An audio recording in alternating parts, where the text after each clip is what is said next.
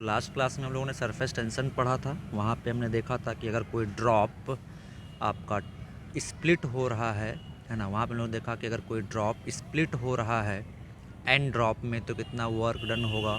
ये सब चीज़ हम लोग लास्ट क्लास में देख चुके हैं। ठीक है, आज हम लोग एक न्यू टॉपिक पढ़ेंगे, एक्सेस प्रेशर इन ए स्फेरिकल ड्रॉप। क्या पढ़ेंगे? एक्सेस प्रेशर इन ए स्फेरिकल ड्रॉप। ठीक है, तो एक्सेस प्रेशर इन ए स्फेरिकल ड्रॉप में क्या होता है ना। जैसे मान लेते हैं हमारे पास, इसमें हम लोग फर्स्ट दो केस डिस्कस करने वाले हैं। जिसमें फर्स्ट केस हम लोग डिस्कस करेंगे when there is single interface, है ना। व्हेन, तो हेडिंग डालते रहे आप लोग, मेरे साथ लिखते रहें। When there is single interface, when there is single, है ना, सिंगल इंटरफेस। जब केवल एक ही इंटरफेस होगा तो एक्सेस प्रेशर कितना होगा। मान लेते हैं हमारे पास ये कोई स्फेरिकल ड्रॉप है ना। जस्ट इमेजिन हमारे पास ये कोई स्फेरिकल ड्रॉप है। ठीक है, ये स्फेरिकल ड्रॉप है। ठीक है, रेडियस है इसका आर, रेडियस है आर, और इसमें सपोज कोई लिक्विड भरा हुआ है, लिक्विड। ठीक है, लिक्विड भरा हुआ है, कोई लिक्विड हो सकता है, ये कुछ भी लिक्विड हो सकता है। मान लो जस्ट एज्यूम कि ये कोई लिक्विड भरा हुआ है इसमें। ठीक है ना। तो अब मेरे को बताओ, बाहर एयर है, अंदर लिक्विड है, तो इंटरफेस कितना बना। मेरे को जस्ट बताओ इंटरफेस कितना बना। सिंगल इंटरफेस, कितना इंटरफेस बना यहाँ पे? सिंगल इंटरफेस बना। ठीक है, तो सिंगल इंटरफेस बना तो सरफेस टेंशन की वजह से फोर्स कितनी बार आएगा? सिर्फ एक बार आएगा, है ना। अच्छा, अब इस ड्रॉप में होता क्या है, ये जो हमारे पास ड्रॉप है, ये जो हमारे पास ड्रॉप है ना, ये इसके अंदर जो लिक्विड भरा हुआ है, इसके अंदर जो लिक्विड भरा हुआ है ना, ये इंटरफेस हो गया, ये इंटरफेस हो गया, है ना। इसके अंदर जो लिक्विड भरा हुआ है ना, वो अंदर से ऐसे प्रेशर अप्लाई करते हैं इस इंटरफेस पे, ऐसे ऐसे ऐसे ऐसे ऐसे ऐसे ऐसे ऐसे ऐसे ऐसे क्या अप्लाई करता है? प्रेशर।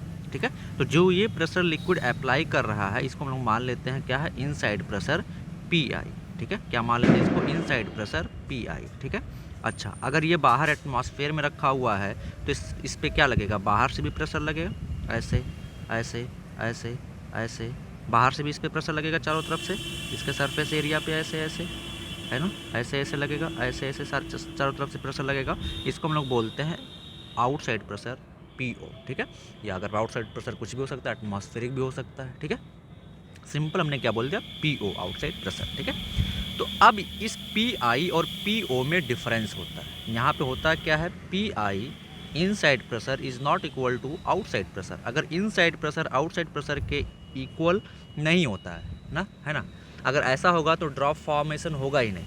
अगर ऐसा हो जाएगा कि इनसाइड प्रेशर आउटसाइड प्रेशर के बराबर हो जाए तो आपका ड्रॉप फॉर्मेशन होगा ही नहीं। ठीक है, तो अगर inside pressure is not equal to outside pressure, होता क्या यहाँ पे कि inside pressure is slightly greater than outside pressure, inside pressure is slightly greater than outside pressure. ठीक है, तो इस प्रेशर डिफरेंस की वजह से, इस प्रेशर डिफरेंस की वजह से जो डेल्टा पी प्रेशर डिफरेंस हो रहा है वो क्या आ जाएगा? Inside minus outside pressure. This is the pressure difference. इस प्रेशर डिफरेंस की वजह से इसके सरफेस पे क्या लगता है? फोर्स लगता है। तो इस फोर्स को अगर कोई बैलेंस करने वाला नहीं होगा तो लिक्विड ड्रॉप फाइनली फूट जाएगा, बनना पॉसिबल नहीं होगा। तो इस प्रेशर डिफरेंस को कौन बैलेंस करता है? Surface tension of liquid. इस इंटरफेस पे जो सरफेस टेंशन लग रहा है, इस इंटरफेस पे जो सरफेस टेंशन लग रहा है, इस इंटरफेस पे जो सरफेस टेंशन लग रहा है, उसकी वजह से भी फोर्स अराइज होता है और इस प्रेशर डिफरेंस को बैलेंस करता है। ठीक है, तो हम लोग यहाँ से क्या लिख सकते हैं? Excess pressure. ये जो डेल्टा पी प्रेशर डिफरेंस है, delta P is equal to P I, है ना, P I minus P O. इसको हम लोग किस नाम जानते हैं? Excess pressure. किस नाम जानते हैं? Excess pressure. किस नाम से जानते हैं बच्चा? Excess pressure. और ये एक्सेस प्रेशर डेल्टा पी जो होता है is equal to P I minus P O is equal to होता है 2T/R, 2T/R, 2T/R। अगर हम लोग इसको डायमीटर ऑफ द लिक्विड के टर्म में लिखें तो delta P is equal to P I minus P O is equal to क्या आ जाएगा? 4T/D। डायमीटर के टर्म में अगर हम लिखेंगे तो क्या आ जाएगा? 4T/D। यहाँ पे T क्या है? आपको एक एक टर्म का मतलब पता होना चाहिए। क्या है? Surface tension of liquid, surface tension of liquid. ठीक है, सरफेस टेंशन ऑफ लिक्विड। ठीक है, आर क्या है? Radius of liquid drop, radius of liquid drop, radius of liquid drop, ठीक है। आर क्या हमारा रेडियस ऑफ लिक्विड ड्रॉप है। अगर हम लोग यहाँ पे डी की बात करें तो डी डेंसिटी नहीं है, डी क्या है डायमीटर। अगर डायमीटर के टर्म में बोलेंगे तो 4T/r आ जाएगा, ठीक है। अब ये कहाँ से आया इसको हम लोग प्रूफ करते हैं, ठीक है। तो हेडिंग डालें प्रूफ, नेक्स्ट हेडिंग डालें प्रूफ, कैसे आया इसको हम लोग प्रूफ करते हैं, ठीक है। आपके स्कूल एग्जाम में प्रूफ पूछा जाता है। तो नेक्स्ट हेडिंग डालें प्रूफ, नेक्स्ट हेडिंग क्या डालेंगे हम लोग प्रूफ, कैसे हम लोग प्रूफ करते हैं, ठीक है। तो हम लोग मान लेते हैं हमारे पास ये कोई लिक्विड ड्रॉप है, जस्ट एज्यूम ये हमारे पास कोई लिक्विड ड्रॉप है जिसका रेडियस है r। इसके अंदर कोई लिक्विड भरा हुआ है, कोई भी लिक्विड हो सकता है, वाटर हो सकता है, मरकरी हो सकता है, कुछ भी हो सकता है, ठीक है। जस्ट इमेजिन इसके अंदर क्या है, कोई लिक्विड ऐसे भरा हुआ है, ठीक है। ये लिक्विड कुछ भी हो सकता है, ठीक है। वाटर ड्रॉप हो सकता है, मरकरी का ड्रॉप हो सकता है, केरोसिन का ड्रॉप हो सकता है ना, सोप भी हो सकता, कुछ भी हो सकता है। जस्ट इमेजिन कोई लिक्विड ड्रॉप, ठीक है। अब अगर हम लोग इसको बीच से कट कर दें, अच्छा इसमें हुआ क्या, मैं एक ही बार दिखा रहा हूँ। अंदर से प्रेशर लग रहा है PI पूरे सरफेस एरिया पे, बाहर से लग रहा है प्रेशर PO, ठीक है। तो अगर इसको हम लोग बीच से काट के देखें, इसका सेंटर यहाँ कहीं पे होगा, इसको हम लोग बीच से काट के देखें तो एक पार्ट हमारे पास ये दिखाई देगा, एक पार्ट हमारे पास ये होगा, बोलो यस और नो, बोलो। एक पार्ट हमारे पास ये होगा इस लिक्विड ड्रॉप का, एक पार्ट ये होगा मेरे पास लिक्विड ड्रॉप का, बोलो यस और नो। जैसा मैंने आलू वाला दिखाया था फर्स्ट लेक्चर याद करो। और एक हिस्सा आपका, एक हिस्सा जो होगा ये वाला हो जाएगा, एक हिस्सा आपका ये वाला हो जाएगा, ये वाला हो जाएगा, यस और नो, फटाफट बोलते जाओ, ये वाला हो जाएगा। एक हिस्सा हमारा क्या हो जाएगा, ये वाला हो जाएगा। अब ध्यान से देखो, क्या क्या फोर्सेस लग रहे हैं। बाहर से प्रेशर क्या लग रहा होगा, PO ऐसे लग रहा होगा, ऐसे ऐसे ऐसे ऐसे। बाहर से आउटसाइड प्रेशर इसके सरफेस पे ऐसे लग रहा होगा, चारों तरफ से ऐसे लग रहा होगा PO, है ना, बोलो यस और नो। और अंदर से इनसाइड लिक्विड की वजह से इस पे प्रेशर ऐसे लग रहा होगा PI, ऐसे लग रहा होगा PI, ऐसे लग रहा होगा PI, बोलो यस और नो। अच्छा तो अब मेरे को बताओ, इस आउटसाइड प्रेशर की वजह से, इस आउटसाइड प्रेशर की वजह से फोर्स का डायरेक्शन किधर आ जाएगा, इधर की तरफ आ जाएगा, कितना FO, ठीक है। अच्छा और इस इनसाइड प्रेशर की वजह से, फोर्स का डायरेक्शन कैसा आ जाएगा, इधर की तरफ आ जाएगा, FI, बोलो। और सरफेस टेंशन की वजह से मेरे को बताओ, इस पे फोर्स का डायरेक्शन मैं डिस्कस कर चुका हूँ, सरफेस टेंशन की वजह से फोर्स का डायरेक्शन में डिस्कस कर चुका हूँ, किधर की तरफ आएगा, बोलो। सरफेस टेंशन की वजह से फोर्स ऐसे आएगा, बोलो F/T सरफेस, ये सरफेस टेंशन की वजह से। इसके पूरे सरफेस एरिया पे ऐसे लगेगा, ऐसे लगेगा, ऐसे इस 2πr लेंथ पे, बोलो यस और नो। ऐसे लगेगा, ऐसे लगेगा, ऐसे इस सरफेस पे ऐसे। ये जो FT है ये पूरा इस 2πr इस लेंथ पे क्या होगा, इस पूरे लेंथ पे क्या होगा, डिस्ट्रीब्यूटेड होगा। मैं पूरा बता चुका हूँ आपको, है ना। एक ही इंटरफेस यहाँ पे फॉर्म हो रहा है। तो सरफेस टेंशन की वजह से जो फोर्स आ रहा है वो इधर की तरफ आ रहा है, कितना F/T। अब ये जो लिक्विड ड्रॉप है ना, ये तो आपका इक्विलिब्रियम में है, बैलेंस्ड है, सारे फोर्सेस बैलेंस होने चाहिए। तो हम लोग यहाँ से क्या लिख देंगे कि इनसाइड प्रेशर, इनसाइड फोर्स, जो अंदर से फोर्स लग रहा है, that must be equal to FT plus FO। Is that clear. अच्छा FI क्या है, इनसाइड प्रेशर। तो प्रेशर की वजह से फोर्स हम लोग कैसे निकालते हैं, प्रेशर कांस्टेंट है अंदर, तो इनसाइड प्रेशर की वजह से फोर्स क्या आ जाएगा, प्रेशर PI इंटू एरिया। अब यहाँ पे इस स्फेयर के केस में आप देखेंगे तो ये पार्ट पूरा कर्व्ड है, ये पार्ट पूरा कर्व्ड है। तो ऐसे के केस में लोग क्या लेते हैं, प्रोजेक्टेड एरिया लेते हैं। कौन सा एरिया लेते हैं, प्रोजेक्टेड एरिया। कौन सा एरिया लेते हैं, प्रोजेक्टेड एरिया। आप थर्मोडायनेमिक्स में पढ़ चुके होंगे, प्रोजेक्टेड एरिया लेते हैं। क्या लेते हैं, प्रोजेक्टेड एरिया। तो इनसाइड फोर्स कितना आ जाएगा, PI इंटू प्रोजेक्टेड एरिया क्या होता है, स्फेयर का प्रोजेक्टेड एरिया क्या होता है, सर्कल होता है R रेडियस का। तो रेडियस अगर इसका R है, अगर हम लोग रेडियस इसका R कंसीडर कर रहे हैं, तो R रेडियस का सर्कल का एरिया क्या आ जाएगा, πr²। क्या हो जाएगा, πr²। तो यहाँ से हम लोग क्या लिखेंगे, इनसाइड। और सिमिलरली हम लोग यहाँ से बोल सकते हैं आउटसाइड फोर्स, इसका वैल्यू कितना हो जाएगा आपका, बाहर से जो प्रेशर लग रहा है, pressure outside pressure P0 into projected area πr²। Is that clear. अब सारा चीज़ यहाँ पे रख दो, तो आ गया आपका PI into πr² is equal to surface tension की वजह से फोर्स क्या आ जाएगा, बोलो। सिर्फ एक ही इंटरफेस यहाँ पे है, तो surface tension T into 2πr plus FO की वजह से PO into pi r square. Pi से पाई कॉमन लेके कैंसिल आउट कर दो, एक टू आर कॉमन लेके कैंसिल आउट हो जाएगा, तो यहाँ पे सिर्फ क्या बचेगा PI है ना इंटू आर। इस टर्म को इधर ले आओ तो minus PO into R is equal to 2T बचेगा इधर से।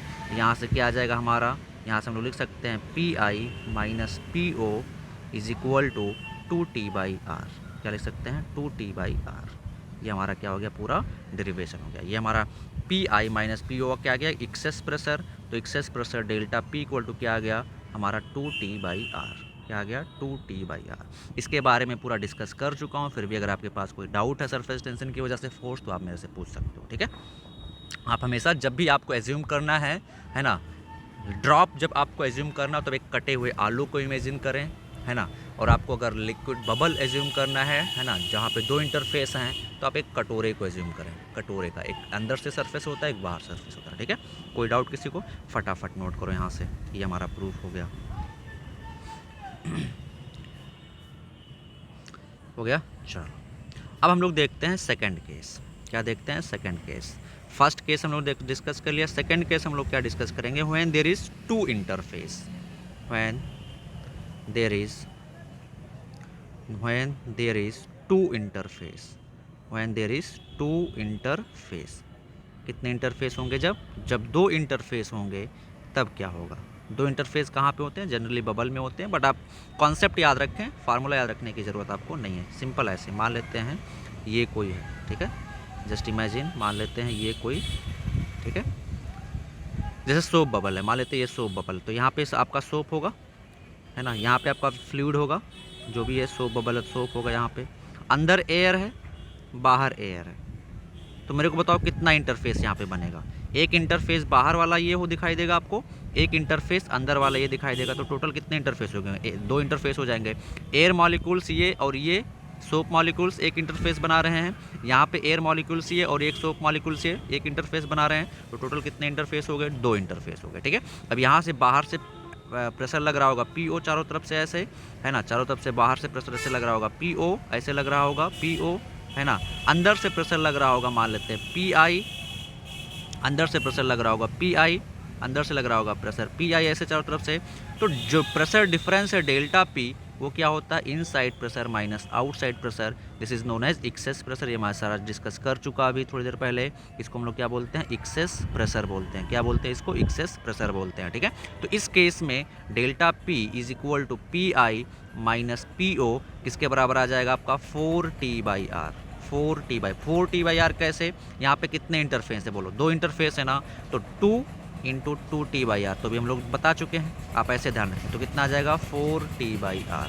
That means excess pressure in case of two interface will be 4T/R। अगर हम लोग डायमीटर के टर्म में लिखते हैं तो excess pressure delta P will be equal to 8T/D, जहाँ पे D क्या है, डायामीटर है। D क्या है यहाँ पे, डायामीटर है, डायामीटर ऑफ द बबल। ठीक है, यहाँ पे R क्या है, रेडियस ऑफ द बबल। ठीक है, रेडियस ऑफ द बबल। हमेशा आप क्या पता लगाएंगे, कितने इंटरफेस है। मैंने आपको बार बार बोला है ना, आपको क्या पता लगाना, इंटरफेस पता लगाना। ठीक है, यहाँ पे ये एयर है, ये क्या है, radius of the circle R है, radius of the sphere R है। ठीक है, या ड्रॉप जो भी लेना है। ठीक है, अब इसको कैसे प्रूफ करते हैं, इसको भी सिमिलर वे में प्रूफ करते हैं। बिल्कुल सेम प्रूफ है। ठीक है, तो नेक्स्ट हेडिंग डालें प्रूफ, ठीक है, प्रूफ। अभी आप इसका प्रूफ कर सकते हो, अगर थोड़ा सा आप स्मार्टनेस दिखाओगे तो इसका प्रूफ आप कर सकते हो। कैसे, ध्यान से देखो, मान लेते हैं ये कोई ड्रॉप है या कोई बबल है, जिसके कितने इंटरफेस है, दो इंटरफेस है। कितने इंटरफेस हैं, दो इंटरफेस हैं, है ना। एक अंदर से है, एक बाहर से है। कैसे, मैं बता चुका हूँ। ठीक है, तो अंदर से प्रेशर लग रहा होगा PI, बाहर से लग रहा होगा प्रेशर PO। तो मैंने ऐसे इसको काट दिया, बाहर से काट दिया। तो एक हिस्सा ये हो जाएगा, एक हिस्सा आपका ये हो जाएगा, है ना, एक हिस्सा ये आपका हो जाएगा और एक हिस्सा आपका ये हो जाएगा।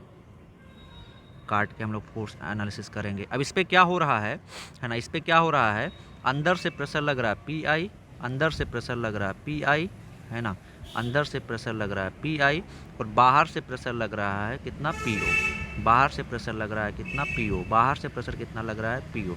और सरफेस टेंशन की वजह से यहाँ पे मेरे को बताओ कितने इंटरफेस है, दो इंटरफेस है ना, ये आपके ये फ्लूइड मॉलिक्यूल्स हैं, फ्लूइड मॉलिक्यूल्स हैं ये, है ना, एक very thin layer fluid molecules की। आप कटोरे को एज्यूम करें, कटोरे को एज्यूम करें, दो इंटरफेस होता है ना, एक अंदर से एक बाहर से, दो सरफेस दिखाई देता है ना, है ना। तो इसके कितने इंटरफेस होंगे? दो इंटरफेस होंगे, एक बाहर वाला, एक बाहर वाला ये इंटरफेस, ये बाहर वाला मैं थोड़ा अच्छे से ड्रॉ कर देता हूँ, ये बाहर वाला एक इंटरफेस, और एक ये अंदर वाला इंटरफेस। बोलो यस और नो। 3 डायमेंशनल फिगर है तो 2 डाई में थोड़ा अच्छे से उतना नहीं बना सकता मैं, ठीक है। अब इस पर तो सरफेस टेंशन किधर लगेगा? एक बाहर से लगेगा, एक बाहर वाले सरफेस पे लगेगा ऐसे, है ना, बाहर वाले सरफेस पे लगेंगे ऐसे, बाहर वाले सरफेस पे ऐसे लगेंगे, बाहर वाले सरफेस पे, बाहर वाले सरफेस पे, बाहर वाले सरफेस पे, बाहर वाले सरफेस पे, बाहर वाले सरफेस पे, बाहर वाले सरफेस पे, बाहर वाले सरफेस के उससे कितना आ जाएगा? T into 2 pi are. Yes और नो, बोलो बोलो। और अंदर वाले इंटरफेस पे, अंदर वाले इंटरफेस पे, इस इंटरफेस पे भी तो लगेगा ऐसे ऐसे ऐसे, है ना, ऐसे ऐसे, अंदर वाले इंटरफेस पे ऐसे ऐसे, है ना, इस अंदर वाले इंटरफेस पे ऐसे, इस अंदर वाले इंटरफेस पे ऐसे, इस अंदर वाले इंटरफेस पे ऐसे, इस अंदर वाले इंटरफेस पे ऐसे, इस अंदर वाले इंटरफेस पे ऐसे। ये इसका भी वैल्यू कितना होगा? T into 2 pi R. तो मेरे को बताओ, इस इनसाइड प्रेशर की वजह से, इनसाइड प्रेशर की वजह से फोर्स इधर की तरफ आएगा, कितना एफ आई। इस आउटसाइड की वजह से फोर्स इधर की तरफ आएगा, कितना एफ ओ। और सरफेस टेंशन की वजह से फोर्स इधर आ रहा है। तो सिंपल फोर्स बैलेंस करना है ना, क्या करना है? सिंपल फोर्स बैलेंस करना है। तो हम लोग फोर्स बैलेंस कर देते हैं, क्या करते हैं? सिंपल फोर्स बैलेंस कर देते हैं। आओ भाई, सिंपल फोर्स बैलेंस कर दो तो कितना आ जाएगा आपका? F I must be equal to F T plus F O, ठीक है। अब एफ आई कितना आ जाएगा? Inside pressure into projected area, projected area कितना होगा? पाई आर स्क्वायर, मैं बता चुका हूँ। सरफेस टेंशन की वजह से फोर्स कितना आ जाएगा? T into pi r plus T into 2 pi r, कितना आ जाएगा? 4 T into pi are. Yes और नो। प्लस आउटसाइड फोर्स कितना आ जाएगा? Outside pressure into projected area pi r square. Pi से पाई कॉमन लेके कैंसिल आउट, एक आर से एक आर कैंसिल आउट कर देंगे, उधर क्या बचेगा? पी आई इंटू आर, इसको इधर ले आओ तो minus P O into R is equal to क्या आ जाएगा? इधर 4t आ जाएगा। तो यहाँ से हमारा क्या आ जाएगा? P I minus P O is equal to 4t by are, ठीक है। ये हमारा फार्मूला आ गया। और डेल्टा पी, यहाँ से हमने देखा P I minus P O क्या? Delta P is equal to 4t by are, ठीक है। ऐसे ध्यान रखेंगे आप लोग, है ना। अगर हम लोग डायमीटर के टर्म लिखेंगे तो आर क्या आ जाएगा? डी बाई 2, तो यह आ जाएगा 8t बाई डी, क्या आ जाएगा? 8t by D. आपको ध्यान कैसे रखना है? अगर सिंगल इंटरफेस है, सिंगल इंटरफेस है तो डेल्टा पी क्या आ जाएगा? 2t by R for single interface. किसके लिए? फॉर सिंगल इंटरफेस, अगर सिंगल इंटरफेस है। अगर डबल इंटरफेस है तो 2 से मल्टीप्लाई कर दो इसी में, 2 into 2t by R. Delta P कितना आ जाएगा? 4t बाई आर, ठीक है। क्या आ जाएगा? 4t by are. नोट करो इतना फटाफट, फिर हम लोग आगे बढ़ते हैं। नोट करो फटाफट, हो गया? आगे बढ़े, चलो नेक्स्ट रीडिंग डालो। Excess pressure for general curvature. हम लोग एक जनरल कर्वेचर के लिए पढ़ लेते हैं। Excess pressure, excess pressure, excess pressure for general curvature, excess pressure for general curvature. General curvature का मतलब अभी हमने जो डेरिवेशन किया वो आपका स्फेरिकल लेके किया, है ना। जनरल कर्वेचर के लिए आपका वैसे नीट में भी पूछ सकता है, जेई में भी पूछ सकता है, बट इसका डेरिवेशन मैं नहीं बता रहा हूँ। डेरिवेशन भी मैं कर सकता हूँ, ठीक है, बट उतना इंपॉर्टेंट है नहीं, ठीक है। तो जनरल कर्वेचर का मतलब वही, सबसे पहले हम लोग क्या डिस्कस करेंगे कि जब आपका सिंगल इंटरफेस होगा। फर्स्ट हम लोग क्या डिस्कस करेंगे? फर्स्ट डिस्कस करेंगे सिंगल इंटरफेस।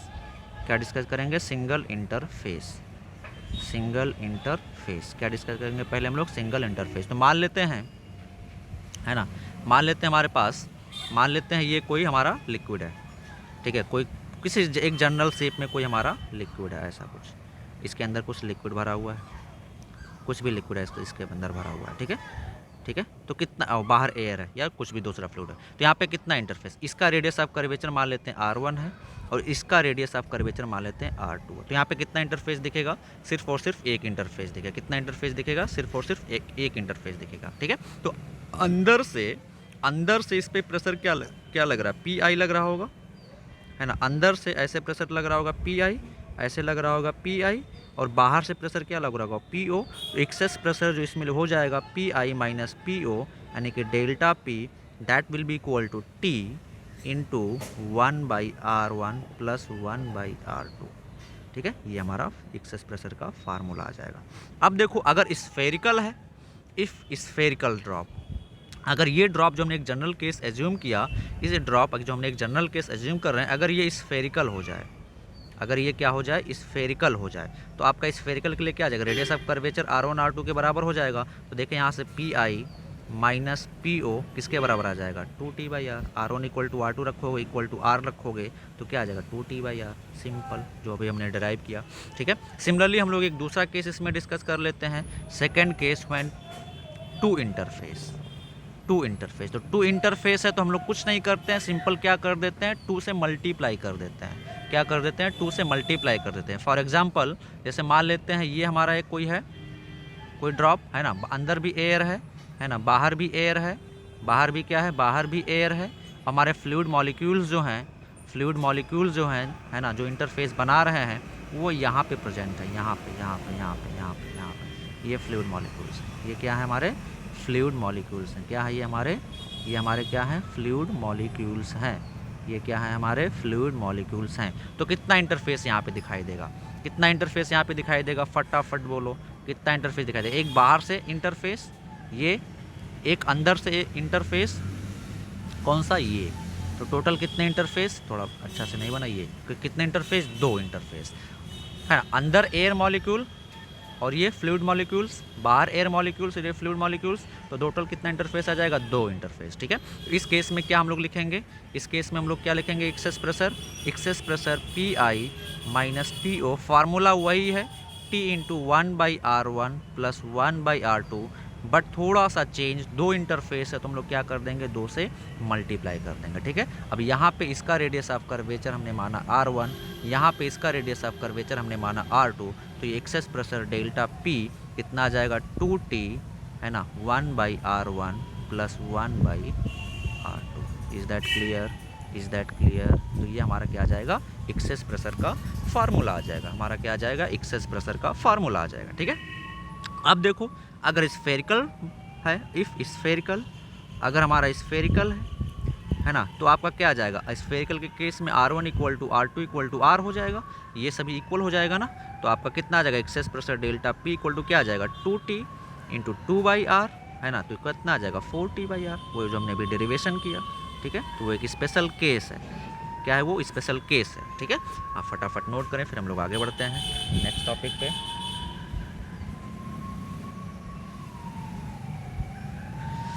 ठीक है, आगे बढ़े, चलो थर्ड केस हम लोग देखते हैं, सिलेंड्रिकल जेट के केस में। थर्ड केस क्या देखते हैं, नीट में डायरेक्ट क्वेश्चन आ चुका है, सिलेंड्रिकल जेट देखते हैं। क्या देखते हैं, सिलेंड्रिकल जेट। ठीक है, मतलब सिलेंड्रिकल जेट का मतलब कोई लिक्विड है ना, जेट के फॉर्म में है, ऐसा कुछ कर्वेचर है इसका, ऐसा कुछ इसका कर्वेचर है। ठीक है, ऐसा कुछ इसका कर्वेचर है। ठीक है, तो अब मेरे को इमेजिन करो इसमें कुछ लिक्विड भरा हुआ है, कुछ लिक्विड इसमें भरा हुआ है, ऐसे। ठीक है, ऐसे कुछ लिक्विड इसमें भरा हुआ है। ठीक है, ऐसे कुछ लिक्विड भरा हुआ है। ठीक है, तो इसके अंदर एक्सेस प्रेशर कितना हो गया, हमको लोग को निकालना है। तो हमारे पास एक्सेस प्रेशर का फार्मूला क्या है, delta P is equal to, excess pressure का फार्मूला क्या है, delta P is equal to T, जब एक सिंगल इंटरफेस बना, लिक्विड जेट है, यहाँ पे क्या है, लिक्विड जेट। ठीक है, ये एक लिक्विड जेट है ना, तो कितना आ जाएगा, T into 1/R1 plus 1/R2, ये जनरल फार्मूला है। अब यहाँ पे ध्यान से देखें, आप इमेजिन करें एक पेपर को रोल करें, है ना, तो ये सरफेस कर्व, ये सिलेंड्रिकल सरफेस दिख रहा है आपको, ये वाला सरफेस, ये आप जो देख रहे हैं, ये आपको यहाँ पे स्ट्रेट दिखाई दे रहा है ना, बट ये कर्व होगा, ये वाला है ना, पूरा क्या है, एक कर्व है, इस टाइप में एक कर्व है। ठीक है, तो ये जो पूरा ऐसे अंदर गया होगा, ये पूरा ऐसे अंदर गया होगा, है ना, तो इसका रेडियस है कितना, R। ठीक है, और सामने ये इस सरफेस को देखें, यहाँ पे लिक्विड नहीं है, यहाँ पे कुछ, यहाँ ये कोई सरफेस नहीं है। ठीक है, इस कर्वेचर को देखें, इसका कर्वेचर कितना होगा, R, और ये जो सामने वाला है, ये वाला, इसका कितना होगा, इनफाइनाइट हो जाएगा, क्योंकि फ्लैट सरफेस आ जाएगा। कर्वेचर इसका है, एक सरफेस तो ये हो जाएगा, देखो यहाँ पे 2 कर्व सरफेस है ना, 2 सरफेस दिखेंगे ना आपको, एक ठू क्या दिखेगा, ये कर्व सरफेस, बोलो जो ऐसे पूरा अंदर की तरफ गया होगा सिलेंडर के फॉर्म में, बोलो जैसे आप एक सिंपल रेक्टेंगुलर शीट लो, उसको सिलेंडर बना दो रोल करके, तो सरफेस क्या हो गया, वो कर्व हो गया, उसका रेडियस कितना हो गया, इसका रेडियस मान लेते हैं कितना हो गया, आर हो गया। और एक सामने एक फ्लैट दिखेगा ऐसे ऐसे ऐसे, इस फ्लैट सरफेस का रेडियस ऑफ कर्वेचर कितना हो जाएगा, इनफाइनाइट। तो यहाँ पे हम लोग मान लेते हैं R1 क्या है, वो R के बराबर हो गया, और R2 हमारा क्या हो गया, वो इनफाइनाइट हो गया। तो डेल्टा P एक्सेस प्रेशर कितना आ जाएगा, T इंटू 1/R प्लस 1/इनफाइनाइट, 1/इनफाइनाइट का मतलब 0, तो एक्सेस प्रेशर डेल्टा P कितना आ जाएगा हमारा, T/R। कितना आ जाएगा, T/R। फटाफट नोट करो, फटाफट बिना देर के हुए नोट करो, जल्दी जल्दी जल्दी जल्दी जल्दी जल्दी फटाफट फटाफट। हो गया, चलो हम लोग आगे बढ़ते हैं। एक सिंपल सा क्वेश्चन सॉल्व करते हैं। क्वेश्चन क्या है, सिंपल सा क्वेश्चन क्या है, सिंपल सा क्वेश्चन, ठीक है। मैं क्वेश्चन नोट कर रहा हूँ, आप लोग लिखेंगे लिखेंगे। A small air bubble of radius 1 millimeter is formed just below the water surface, just below the water surface, ठीक है। A small air bubble of radius 1 millimeter is formed just below the water surface, ठीक है।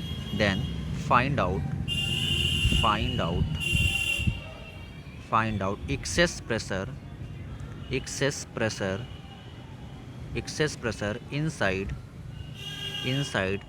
inside the air bubble, excess pressure inside the air bubble, ठीक है। Surface tension of water with respect to air आपको दिया हुआ है कितना, 72 into 10⁻³ Newton पर मीटर, ठीक है। 72 इंटू 10⁻³ न्यूटन पर मीटर। आपको मैं ऑप्शन दे रहा हूँ, है ना, ऑप्शन दे रहा हूँ, आप लोग आप सॉल्व करना स्टार्ट करें।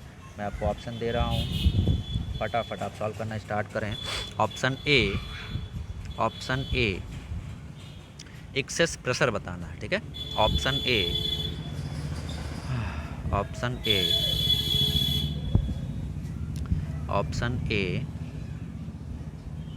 72 pascal, option B 144 pascal, option C, है ना, ऑप्शन सी नन। चलो फटाफट बताओ, फटाफट बिना देर के हो, जल्दी जल्दी जल्दी जल्दी, चलो फटाफट बताओ। चलो भाई, तो देखते हैं क्या करते हैं, देखते हैं। मान लेते हैं हमारे पास, है ना, मान लेते हैं ये कोई हमारे पास वाटर सरफेस है, क्या है, वाटर सरफेस है। ये हमारे पास क्या है, वाटर सरफेस है। ये क्या है हमारे पास, वाटर सरफेस है। क्या है हमारे पास, वाटर सरफेस है। क्या है, वाटर सरफेस।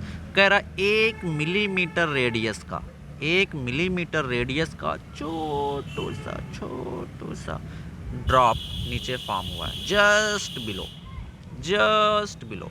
तो इसके अंदर एक्सेस प्रेशर बताना। तो मेरे को बताओ यहाँ पे कितना इंटरफेस, एक इंटरफेस या दो इंटरफेस, बोलो, एक इंटरफेस या दो इंटरफेस, बोलो भाई। ये हमारे पास ड्रॉप है, अंदर एयर भरी हुई है, ठीक है। और ये चारों तरफ किससे सराउंडेड है, वाटर मॉलिक्यूल से। ये चारों तरफ किससे सराउंडेड है, वाटर मॉलिक्यूल से। तो कितना इंटरफेस बना, बोलो, एक ही इंटरफेस तो बना।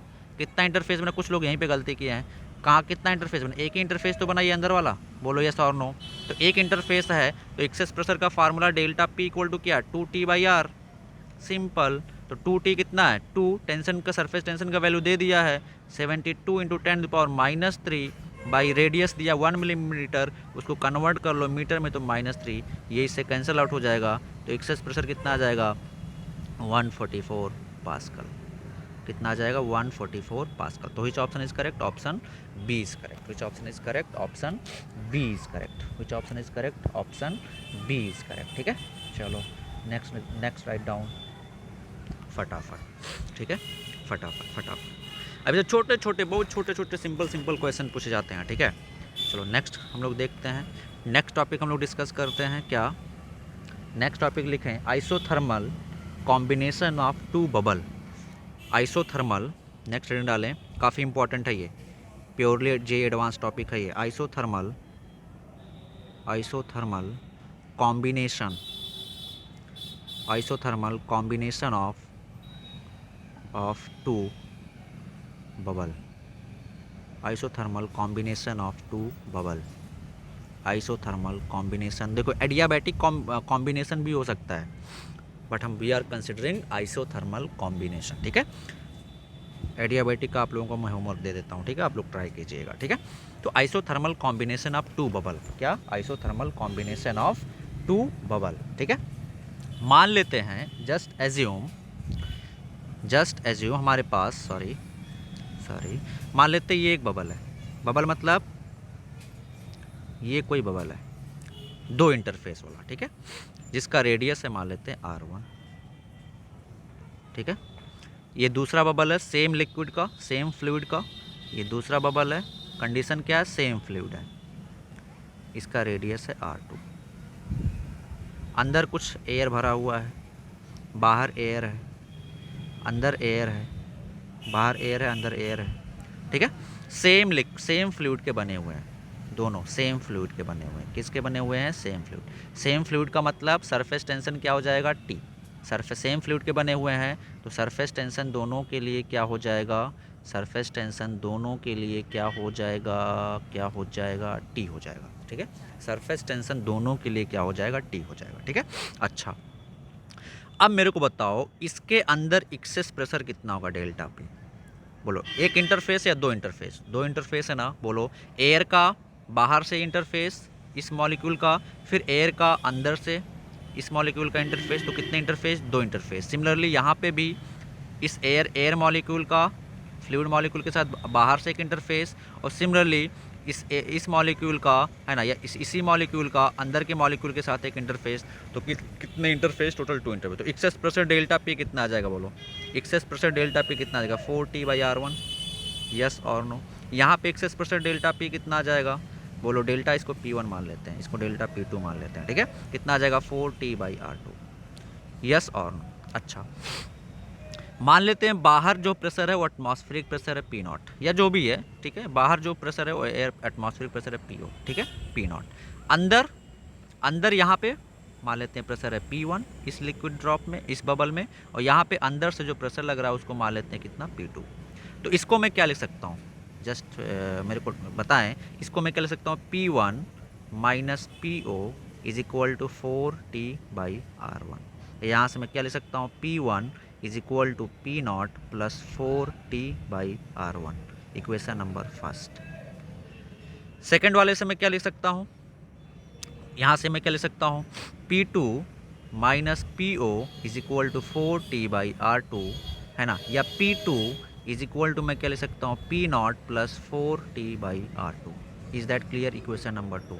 यहाँ तक किसी को कोई डाउट, किसी भी टाइप का कोई डाउट, यहाँ तक किसी भी टाइप का कोई डाउट, किसी भी टाइप का कोई डाउट नहीं आना चाहिए, बोलो बोलो बोलो, ठीक है, क्लियर है। अच्छा, तो सर आप कर क्या रहे हैं, यहाँ पे निकलवाना क्या चाह रहे हैं, तो आपसे यहाँ पे कुछ भी पूछ सकता है, P1 दे देगा, P2 दे देगा, P0 दे देगा, R1 दे देगा, R2 दे देगा, सरफेस टेंशन पूछ लेगा, ठीक है। वो हम लोग डिराइव कर रहे हैं इक्वेशन, एक जनरल इक्वेशन डिराइव कर रहे हैं, उसके बेसिस पे जो पूछेगा वो हम लोग वहाँ पे अभी देख लेंगे, ठीक है। अच्छा, मेरे को एक चीज़ बताओ, यहाँ पे जस्ट इमेजिन, मान लेते हैं, है ना, मान लेते हैं, अच्छा इसके अंदर गैस भरी हुई है ना, इसके अंदर गैस भरी हुई है, तो इसके मान लेते हैं नंबर ऑफ मोल जो गैस का वो N1 है, ठीक है। यहाँ पे नंबर ऑफ मोल जो एयर का अंदर फंसा हुआ वो N2 है।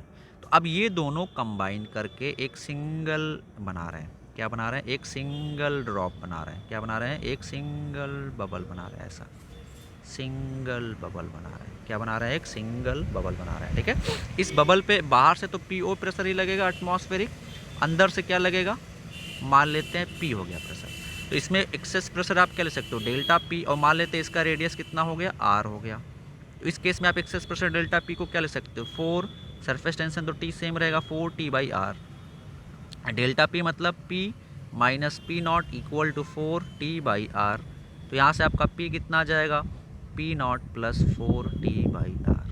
Is that clear, equation number 3। ठीक है। अच्छा एक चीज़ यहाँ पे मैं पूछूँ, यहाँ पे इसका वॉल्यूम कितना आ जाएगा, तो 4/3 पाई R1 क्यूब। यहाँ पे मैं इसका अगर वॉल्यूम पूछूँ तो वॉल्यूम V2 कितना आ जाएगा, 4/3 पाई R2 क्यूब। अगर मैं यहाँ पे इसका वॉल्यूम पूछूँ V तो कितना आ जाएगा, 4/3 पाई R क्यूब। यस और नो, इज़ दैट क्लियर, बोलो यस और नो। अच्छा अब देखिए यहाँ पे number of air molecule suppose N1 थे, यहाँ पे number of mole of air N2 था, है ना, और यहाँ पे मान लेते हैं कितना हो गया N, ठीक है। तो अब मेरे को बताओ मास कंजर्वेशन से नंबर ऑफ मोल तो सेम रहने चाहिए, तो फ्रॉम मास कंजर्वेशन हम लोग क्या ले सकते हैं, from mass conservation, from mass conservation, mass conservation, from mass conservation हम लोग क्या ले सकते हैं, N is equal to N1 plus N2, equation number 2, equation number 4, ठीक है। आप ध्यान से देखें, यहाँ तक तो हमने कर लिया। अब एक चीज़ और समझना है, हमने बोला ये आइसोथर्मल है, आइसोथर्मल कॉम्बिनेशन हो रहा है। आइसोथर्मल कॉम्बिनेशन में क्या होता है, टेम्परेचर कांस्टेंट रहता है। For isothermal combination, for isothermal combination, for isothermal combination, for isothermal combination temperature T क्या रहता है बच्चा, कांस्टेंट रहता है। ये टेम्परेचर है, कंफ्यूज नहीं होंगे, ये क्या है, टेम्परेचर लिख देता हूँ मैं यहाँ पे। टेम्परेचर क्या रहता है, कांस्टेंट। तो टेम्परेचर जब कांस्टेंट होता है तो हम लोग क्या लिखते हैं, P1 V1 is equal to P2 V2, है ना। तो इस बेसिस पे हम लोग क्या ले सकते हैं, नंबर ऑफ मोल N1 है, तो यहाँ से क्या आ जाएगा, ओ सॉरी, यहाँ से क्या आ जाएगा बोलो, यहाँ से नंबर ऑफ मोल, और यहाँ से हम लोग क्या ले सकते हैं, कोई गैस अगर सपोज किसी सिलेंडर में कंटेंड है और प्रेशर P है उसका, तो PV is equal to nRT लिख सकते हैं। तो यहाँ से हम लोग इस इक्वेशन को ध्यान से देख के बताओ, यहाँ से गैस का अंदर प्रेशर PI है यानी कि P1 है, वॉल्यूम कितना इसका V1 है, तो हम लोग क्या ले सकते हैं, P1 V1 is equal to nRT, nRT temperature T को स्मॉल से डोंट कर देते हैं N1, ठीक है। R1 तो गैस कांस्टेंट हो जाएगा और सेम रहेगा, तो यहाँ से क्या नंबर ऑफ मोल्स में N1 निकाल सकता हूँ, कितना आ जाएगा, P1 V1 by RT, is that clear. Similarly यहाँ से मैं क्या नंबर ऑफ मोल N2 निकाल सकता हूँ, P2 V2 by RT, yes और नो। सिमिलरली यहाँ से मैं क्या नंबर ऑफ मोल N निकाल सकता हूँ, PV बाई R2T। अच्छा आइसोथर्मल था तो टेम्परेचर सेम रह रहा है यहाँ, इसलिए यहाँ पे भी टेम्परेचर सेम, यहाँ पे भी वही टेम्परेचर, यहाँ पे भी वही टेम्परेचर। तो इस इक्वेशन में हम लोग रख देंगे, इस इक्वेशन में N का वैल्यू हम लोगों ने कितना निकाला, PV by RT is equal to N1 कितना निकाला हम लोगों ने, P1 V1 by RT plus N2 कितना हम लोगों ने निकाला, P2 V2 बाई RT। तो ये इससे कैंसिल आउट हो जाएगा, तो यहाँ से क्या आ जाएगा, PV is equal to P1 V1 plus P2 V2।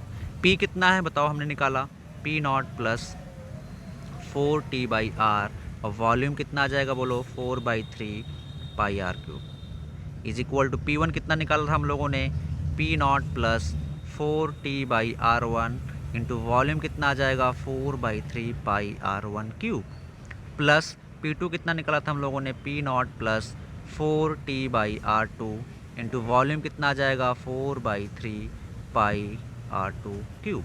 तो 4/3 से पाई से 4/3 पाई कॉमन लेके दोनों साइड से हम लोग कैंसिल आउट कर देते हैं, दोनों साइड से कैंसिल आउट कर देते हैं, तो हमारे पास एक इक्वेशन आ जाएगा, P0 plus 4T by R into R cube, into R cube, ठीक है, R क्यूब। यहाँ से क्या आ जाएगा हमारा, इज इक्वल टू, इधर से क्या आ जाएगा, P0 plus 4T by R1, है ना, इंटू R1 क्यूब। यहाँ से क्या आ जाएगा हमारा, P0 plus 4T by R2 into R2 cube, is that clear. अब ये आपको ध्यान रखना है, ये इक्वेशन नहीं याद रखना, मैं जस्ट डिराइव करके बता रहा हूँ। अब देखें यहाँ पे अगर इसको P0 दे दिया, R दे दिया, R1 दे दिया, R2 दे दिया, सरफेस टेंशन T पूछ सकता है कि what is the surface tension number T of the fluid, या सरफेस टेंशन T दे दिया, आपसे इस R का वैल्यू पूछ सकता है, तो हम लोग R का वैल्यू निकाल सकते हैं। तो basic concept behind it is this one, isothermal combination, this one, ठीक है, दिस वन। तो बेसिक कंडीशन आपको पता होना चाहिए, ठीक है। तो हम लोग इसको आराम से सॉल्व कर सकते हैं, क्या कर सकते हैं, आराम से हम लोग सॉल्व कर सकते हैं। चलो एक दूसरा क्वेश्चन हम लोग सॉल्व करते हैं, नोट कर लो इसको फटाफट, हम लोग दूसरा क्वेश्चन सॉल्व करते हैं।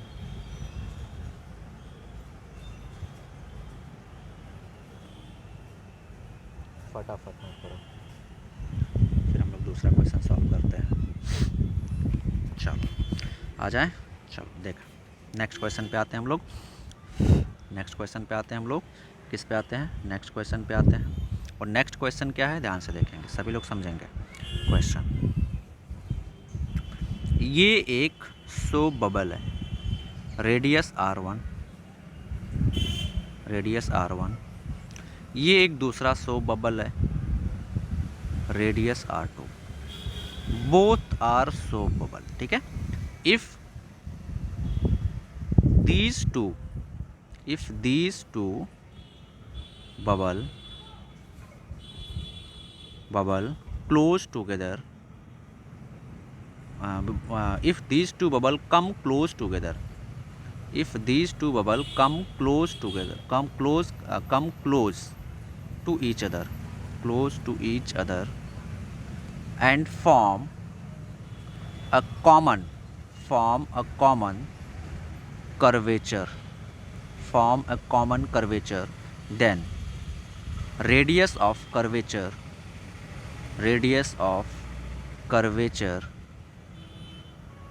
of the common surface will be, ठीक है। सरफेस टेंशन सोप बबल है, ये भी सोप बबल है, ये भी सोप बबल है, और ये भी सोप बबल है, ये भी सोप बबल है। थोड़ा मैं आपको हिंट दे देता हूँ, है ना। ये दोनों ऐसे, ये इधर से सामने से आता है, ये इधर सामने से आता है ना, दोनों के सरफेस मिल जाते हैं, कॉमन कर्वेचर बना। आप थोड़ा समझ गए होंगे। तो रेडियस ऑफ कर्वेचर क्या होगा वो आपको बताना है। तो ऑप्शन ए मैं दे रहा हूँ आपको, आप ही को सॉल्व करना है। R1 + R2, option B R2 - R1, option C R1 R2 / R2 - R1, option D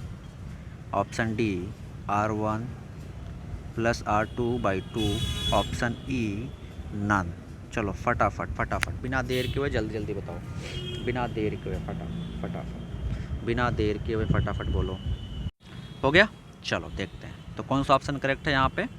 option C I think correct होगा। कौन सा ऑप्शन करेक्ट होगा? ऑप्शन सी करेक्ट होगा। अच्छा चलो देखते हैं क्या हो क्या रहा है यहाँ पे हो क्या रहा है, ध्यान से देखेंगे।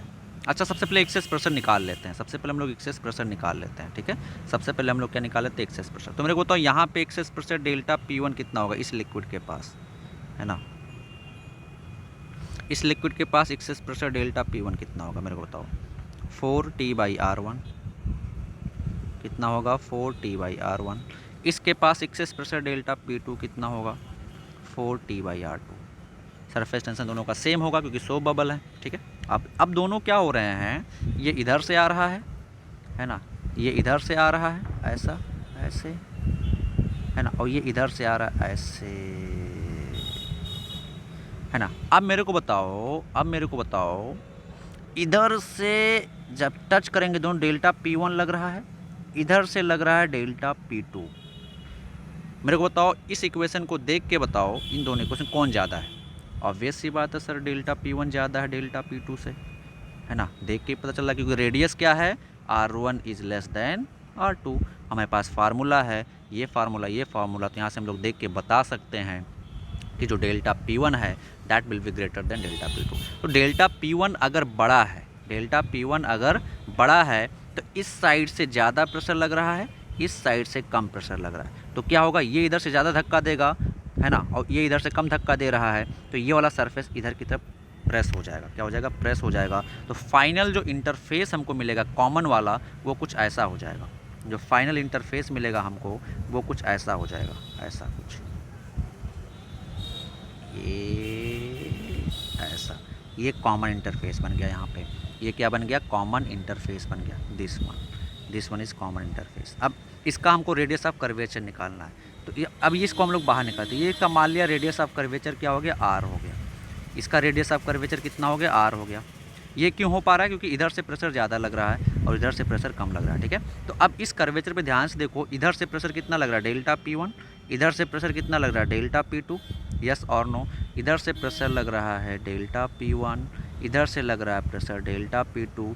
तो इस पर्टिकुलर कर्वेचर के लिए एक्सेस प्रेशर क्या आ जाएगा? Delta P1 - delta P2 is equal to क्या आ जाएगा? अब सरफेस टेंशन तो 4T ही रहेगा, तो 4T/2 आर, यस और नो। डेल्टा P1 का वैल्यू कितना 4T/R1 माइनस डेल्टा P2 का वैल्यू कितना 4T/R2 is equal to 4T/R। 4T से 4T कॉमन लेके कैंसिल आउट कर देंगे तो यहाँ से क्या आ जाएगा 1/R1 minus 1/R2 is equal to 1/R। तो R इक्वल टू कितना आ जाएगा R2 माइनस R1 R2 कितना आ जाएगा R1, इसको सॉल्व कर लेंगे तो R2 R1/R2 माइनस R1, ये आ जाएगा हमारा कॉमन रेडियस ऑफ कर्वेचर। तो कौन सा ऑप्शन हो जाएगा, option C is correct. Which option is correct, option C is correct. Which option is correct, option C is correct. बोलो यस और नो, यस और नो, फटाफट नोट कर लो, फटाफट नोट करते जाओ। चलो अब हम लोग नेक्स्ट टॉपिक स्टार्ट करते हैं और नेक्स्ट टॉपिक क्या होगा हमारा, कैपिलरी राइज। क्या होगा, कैपिलरी राइज। तो इससे पहले हम लोग कुछ चीज़ें डिस्कस करेंगे। कैपिलरी राइज से पहले हम लोग कुछ चीज़ें डिस्कस करने वाले हैं, जिसमें फर्स्ट क्या होगा हमारा, है ना। फर्स्ट हम लोग क्या डिस्कस करेंगे कैपिलरी राइज स्टार्ट करने से पहले, है ना। फर्स्ट हम लोगों को क्या डिस्कस करना है, मेनिस्कस। फर्स्ट हम लोगों को क्या डिस्कस करना बच्चा, मेनिस्कस क्या होता है, मेनिस्कस ऑफ लिक्विड। क्या डिस्कस करना है, मेनिस्कस ऑफ लिक्विड कि ये मेनिस्कस क्या होता है, सबसे पहले ये हम लोगों को डिस्कस करना है। क्या डिस्कस करना है, मेनिस्कस ऑफ लिक्विड, ठीक है। तो मेनिस्कस क्या होता है, आपने जस्ट देखा होगा, है ना, कि सपोज़ हमने क्या करते हैं, मान लेते हैं ये कोई कंटेनर रखा हुआ है ना।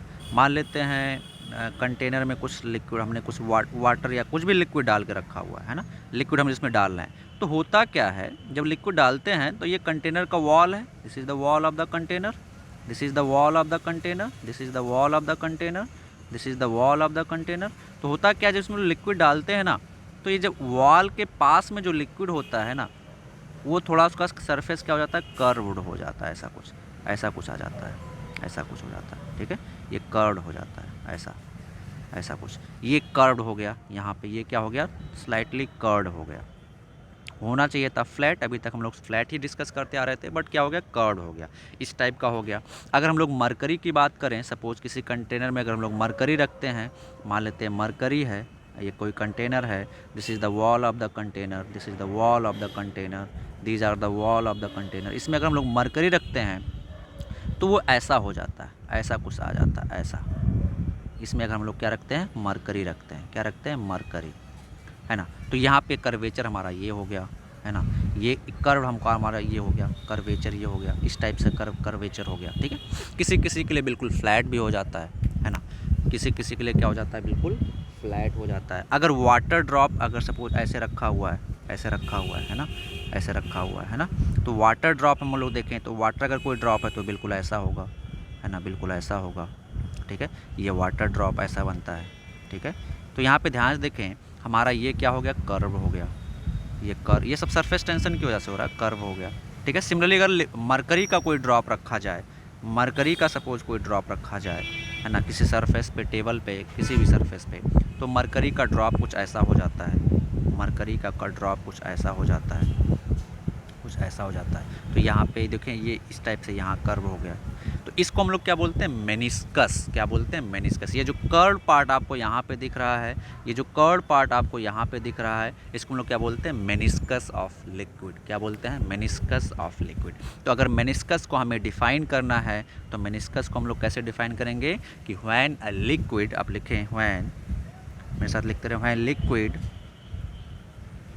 comes in contact with a solid surface,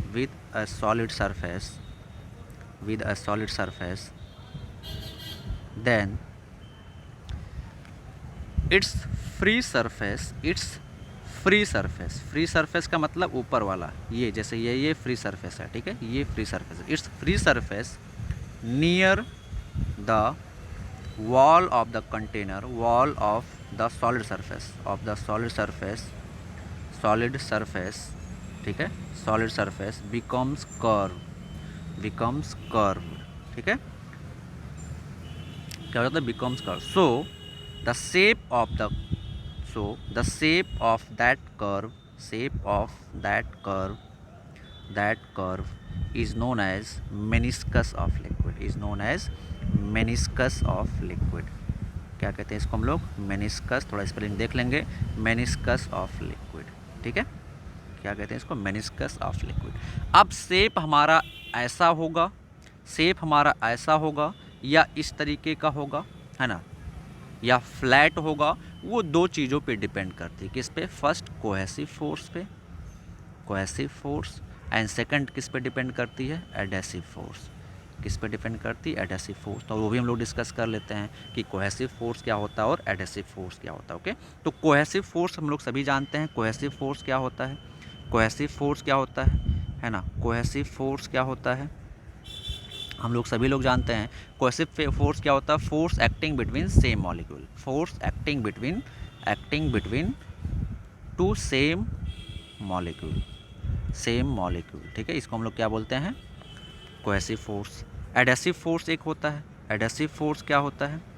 adhesive force क्या होता है? तो इसको हम लोग बोलते हैं force acting between two different molecule, two different molecule. ठीक है, इसको हम लोग क्या बोलते हैं? Adhesive force. तो ये जो शेप फॉर्मेशन हो रहा है ना, इसके लिए रिस्पॉन्सिबल क्या होता है? कोहेसिव फोर्स या एडहेसिव फोर्स। क्या रिस्पॉन्सिबल होता है?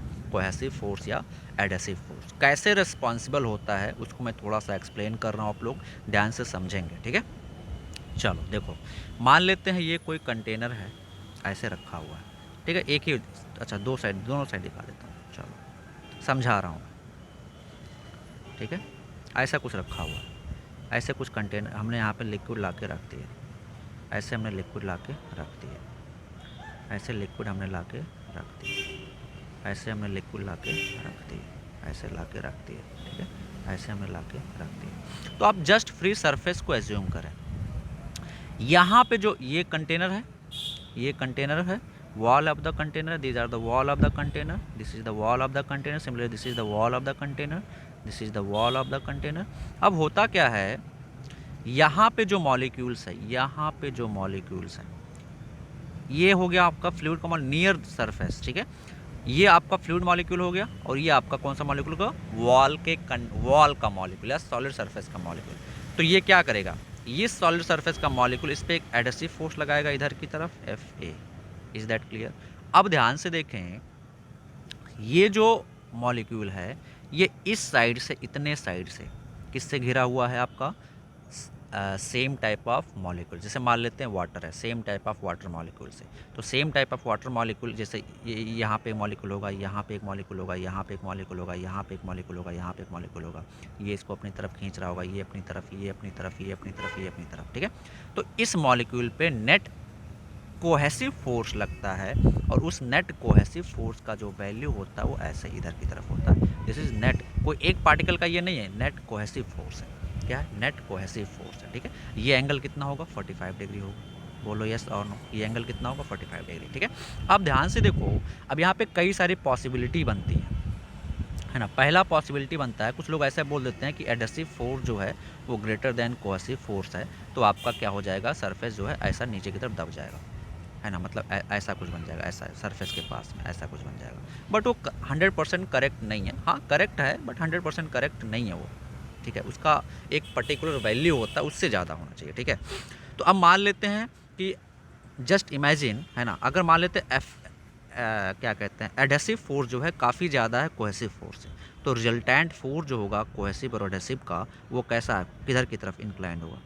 इधर की तरफ ज़्यादा आएगा, ऐसा कुछ आएगा इधर की तरफ। मतलब होता क्या है ना, ये होता क्या है कि ये जो यहाँ पे जो मॉलिक्यूल्स हैं इस पे नेट इधर की तरफ लग रहा है ना, ज़्यादा वाले फोर्स की तरफ इंक्लाइन होगा नेट। अगर एडहेसिव फोर्स ज़्यादा है, काफ़ी ज़्यादा है, तो ये नेट फोर्स जो आएगा इन दोनों का, वो इधर की तरफ ज़्यादा इंक्लाइन होगा, तो ये मॉलिक्यूल्स को ऐसे इधर की तरफ खींचता है, तो मॉलिक्यूल क्या करते हैं? ऐसे ऐसे थोड़ा थोड़ा राइज कर जाते हैं। यहाँ पे सिमिलरली इस साइड भी ऐसे थोड़ा थोड़ा क्या कर जाते हैं? राइज कर जाते हैं, और हमको एक नेट रिजल्टिंग सरफेस मिलता है, जिसको हम लोग क्या बोलते हैं? मेनिस्कस बोलते हैं। क्या बोलते हैं? मेनिस्कस बोलते हैं। क्या बोलते हैं इसको हम लोग? मेनिस्कस। तो ये हमारा सरफेस ऐसा हो जाता है। ठीक है, थोड़ा जूम करके दिखा रहा हूँ, ऐसा हो जाता है। इसके पीछे पूरा प्रूफ है, बट मैं प्रूफ आपका देखूंगा, बाद में बताऊंगा। ठीक है, ठीक है, तो ये इस तरीके से हो जाता है। अब देखें, अगर सेम तरीके से अगर कोहेसिव फोर्स काफ़ी ज़्यादा हो जाए, अगर कोहेसिव फोर्स काफ़ी ज़्यादा हो जाए एडहेसिव से, तो क्या आ जाएगा, रिजल्टेंट आपका किधर की तरफ शिफ्ट हो जाएगा इस बार, ज़्यादा वाले की तरफ, ऐसे इधर की तरफ शिफ्ट हो जाएगा। नेट बोलो यस और नो। तो मतलब यहाँ के जो मॉलिक्यूल्स हैं ये नेट फोर्स नीचे की तरफ ऐसे पुल कर रहा है, नीचे की तरफ से पुल कर रहा है। सिमिलरली यहाँ से कौन नेट फोर्स ऐसे लग रहा है तो यहाँ के मॉलिक्यूल कैसे नीचे की तरफ पुल कर रहा है। तो रिजल्टिंग सरफेस क्या आ जाएगा इसके लिए, रिजल्टिंग सरफेस क्या हो जाएगा कि जो नियर द वॉल है मॉलिक्यूल या जो भी नियर द वॉल हैं वो नीचे की तरफ दब जाएंगे, तो सरफेस हमारा कुछ ऐसा हो जाएगा। इसका भी पूरा सबका प्रूफ है, ठीक है, हम बताएंगे उसको, ठीक है। तो ये हो जाता है, तो इसका पीछे ये रीजन होता है पूरा, ये इसके लिए रिस्पॉन्सिबल होता है, ठीक है। चलो इतना नोट कर लो फटाफट। प्रूफ करने जाएंगे तो आधे घंटे लग, अभी 15 मिनट लग जाएगा, इसलिए मैं अभी प्रूफ नहीं कर रहा हूँ। मैं लाइव क्लास में या डाउट क्लास में किसी दिन प्रूफ कर दूँगा इसको, ठीक है। चलो अब हम लोग आगे आते हैं, नोट कर लो फटाफट इतना। नेक्स्ट टॉपिक स्टार्ट करते हैं, angle of contact. Angle of contact ये क्या होता है, तो एंगल ऑफ कॉन्टैक्ट को हम लोग कैसे डिफाइन करते हैं वो मैं आपको समझाने की कोशिश करता हूँ, है ना। जैसे मान लेते हैं ये कोई कंटेनर है ना, इसमें कोई लिक्विड रखा हुआ है, this is the wall of the container, this is the wall of the container, this is the wall of the container, this are the wall of the container. अच्छा, जब इसमें कोई लिक्विड डालेंगे तो जो फ्री सरफेस होगा वो flat तो होगा नहीं, कुछ कर्व हो जाएगा, है ना। क्यों होगा वो मैं रीजन में बता चुका हूँ। मान लिया हमने इसमें कुछ लिक्विड डाल दिया तो मेनिस्कस ऊपर की तरफ क्या आ जाएगा, जो फ्री सरफेस होगा मान लेते हुए वो इसका मेनिस्कस ऐसा कुछ बन गया, ये ऐसा कुछ लिक्विड यहाँ पे ऐसे इसमें रखा हुआ है, कुछ लिक्विड इसमें ऐसे रखा हुआ है, ठीक है। ये क्या रखा हुआ है, लिक्विड रखा हुआ।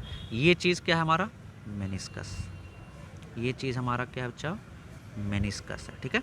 तो ये जो लिक्विड है का मेनिस्कस है ये सॉलिड के साथ यहाँ पे कांटेक्ट में, कहाँ पे, यहाँ पे कांटेक्ट में। तो अगर हम लोग इस पॉइंट पे कांटेक्ट जहाँ पे सॉलिड के साथ वो कांटेक्ट में है, उस कांटेक्ट पॉइंट पे अगर हम लोग एक टेंजेंट ड्रॉ करें, किस पे टेंजेंट, मेनिस्कस पे, किस पे टेंजेंट, मेनिस्कस पे, तो ये टेंजेंट सॉलिड सरफेस के साथ लिक्विड साइड जो एंगल बना रहा है उसको हम लोग क्या बोलते हैं, एंगल ऑफ कांटेक्ट बोलते हैं। तो यहाँ पे थीटा क्या आ जाएगा, एंगल ऑफ कांटेक्ट। याद रखेंगे लिक्विड साइड वाला angle, angle of contact, liquid side वाला एंगल। कोई ऐसा नहीं समझेगा कि मैं ये वाला एंगल ले लूँगा, ये वाला एंगल, ये वाला, ये लिक्विड साइड नहीं है, लिक्विड साइड ये वाला एंगल है, तो हमेशा कौन सा लेना, लिक्विड साइड वाला एंगल लेना। कौन सा साइड वाला एंगल लेना है, लिक्विड साइड वाला एंगल लेना। कौन सा साइड वाला, लिक्विड साइड। ये लिक्विड साइड नहीं है, ये लिक्विड साइड नहीं, तो उसको हमें नहीं लेना है, ठीक है।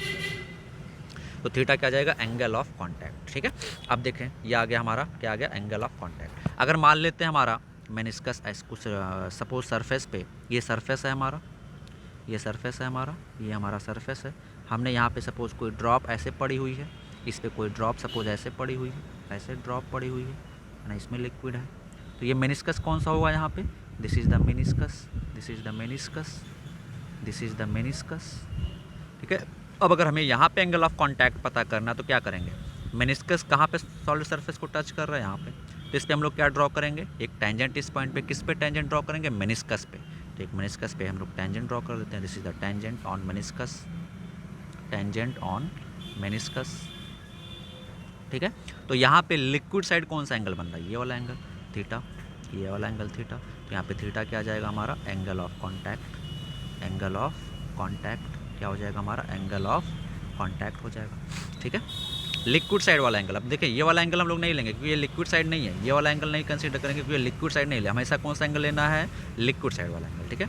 दूसरा केस हम लोग डिस्कस करते हैं, मान लेते हैं हमारा लिक्विड ऐसा कुछ रखा हुआ है, ये हमारा कंटेनर है, ये हमारा कंटेनर है, इसमें जब हमने लिक्विड डाला कोई, है ना, ये वॉल ऑफ द कंटेनर है, this is the wall of the container, this is the wall of the container.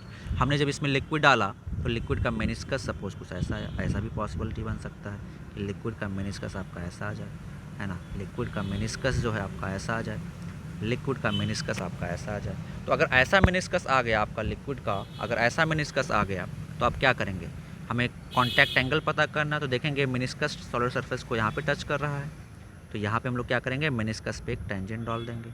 तो लिक्विड साइड ये एंगल बन रहा है, तो ये हमारा एंगल क्या हो जाएगा, थीटा, एंगल ऑफ कॉन्टैक्ट हो जाएगा। Theta will be angle of contact, theta will be angle of contact, ये हमारा थीटा क्या हो जाएगा, एंगल ऑफ कॉन्टैक्ट हो जाएगा, ठीक है।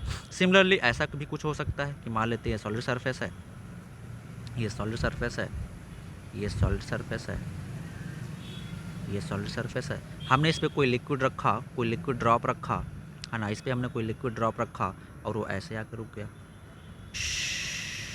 ऐसा रुक गया, तो ये हमारा मेनिस्कस हो गया।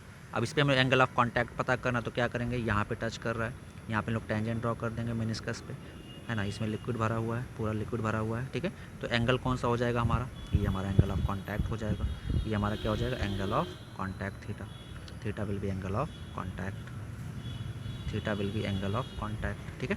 अब एंगल ऑफ कांटेक्ट थीटा जो है वो 0 भी हो सकता है, एंगल ऑफ कांटेक्ट थीटा 90 भी हो सकता है, एंगल ऑफ कांटेक्ट थीटा 90 से कम भी हो सकता है, एंगल ऑफ कांटेक्ट थीटा 90 से ज़्यादा भी हो सकता है।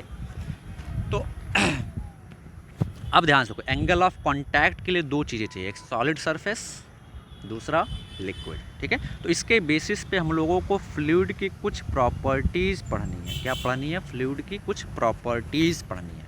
क्या पढ़नी है, फ्लूइड की प्रॉपर्टीज़। अच्छा, तो एंगल ऑफ कांटेक्ट की मैं डेफिनेशन लिखा दूं आपको कि आप समझ चुके हो।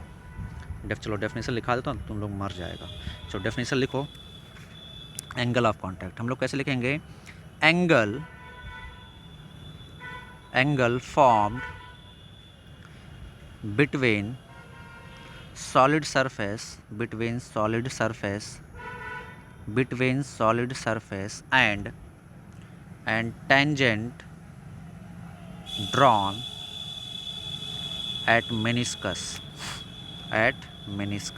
शॉर्ट में मैं लिखा दे रहा हूँ, ठीक है, आप बुक से देख लेना बाकी डेफिनेशन। इसको हम लोग क्या बोलते हैं, एंगल ऑफ कांटेक्ट। अब केस हम लोगों को फर्स्ट डिस्कस करना है, first case, if theta is greater than 90 degree. किसी लिक्विड को हम जब हम लोग किसी सॉलिड सरफेस के साथ किसी सॉलिड में इमर्ज करते हैं, डालते हैं, तो एंगल ऑफ कांटेक्ट अगर थीटा जो 90 डिग्री ज़्यादा, तो ये चीज़ क्या बताएगा हमको, वो जो लिक्विड होगा किस टाइप का लिक्विड होगा, नॉन वेटिंग लिक्विड। मतलब नॉन वेटिंग लिक्विड का मतलब कि cohesive force will be greater than adhesive force. Definitely cohesive force will be greater than adhesive force. much greater than लगा लें, थोड़ा ज़्यादा लगा, तो मतलब कोहेसिव से एडहेसिव, कोहेसिव वैल्यू जो होता है वो √2FA से ज़्यादा होता है ना, वो मैं अभी प्रूफ करूँगा आपको, है ना। मतलब कोहेसिव का वैल्यू जो कोहेसिव फोर्स है √2FA से ज़्यादा होता है, ठीक है, पर ज़्यादा होता है, इसलिए मैंने सिंपली बोल दिया कि cohesive force will be greater than adhesive force, ठीक है। अच्छा, नॉन वेटिंग का मतलब कि liquid will not wet the surface। जिस सरफेस में वो रखा जाएगा, है ना, वो वेट नहीं करेगा सरफेस को। एग्जाम्पल के लिए अगर मैं बोलूँ, है ना, एग्जाम्पल के बोलूँ तो मरकरी एंड ग्लास। हाँ, एक चीज़ और मैं बताना भूल गया, कांटेक्ट एंगल जो है वो सॉलिड सरफेस और लिक्विड पे डिपेंड करता है। मतलब सपोज सिल्वर, वाटर को सिल्वर के पॉट में रख रहे हैं तो उसके लिए कांटेक्ट एंगल अलग होगा, वाटर को ग्लास पॉट में रख रहे हैं तो उसके लिए कांटेक्ट एंगल अलग होगा। तो जैसे रिफ्रैक्टिव इंडेक्स हम लोग पढ़ते हैं ना रेस्पेक्ट में, तो सेम उसी तरीके से कांटेक्ट एंगल भी है, ठीक है। तो मरकरी एंड ग्लास, आपने मरकरी देखा होगा, मरकरी को जब हम लोग हाथ में लेते हैं, मरकरी ड्रॉप को, तो हमारा हाथ गीला नहीं होता है, हमारा हाथ गीला नहीं होता। उसको जेब में डाल लें, जेब गीला नहीं होती, पैंट में डाल लें, पैंट गीला नहीं होगा आपका, ठीक है। तो उसको हम लोग क्या बोलते हैं, नॉन वेटिंग लिक्विड। दूसरा case, if theta is less than और इक्वल टू 90 डिग्री, तो उस केस में लिक्विड सर क्या होता है, वेटिंग लिक्विड होता है। वो क्या होता है, वेटिंग लिक्विड होता है। क्या होता है हमारा, वो वेटिंग लिक्विड होता है। And for waiting liquid adhesive force will be greater than cohesive force. Adhesive force will be greater than √2 cohesive force होता है, बट अब ज़्यादा होता है तो सिर्फ ज़्यादा ही पढ़ें, ठीक है। उसको मैं लाइव क्लास में डिस्कस कर लूँगा एक दिन, ठीक है, लाइव क्लास में, डाउट क्लास में, ठीक है। तो इसको हम लोग क्या बोलते हैं, वेटिंग लिक्विड। मतलब लिक्विड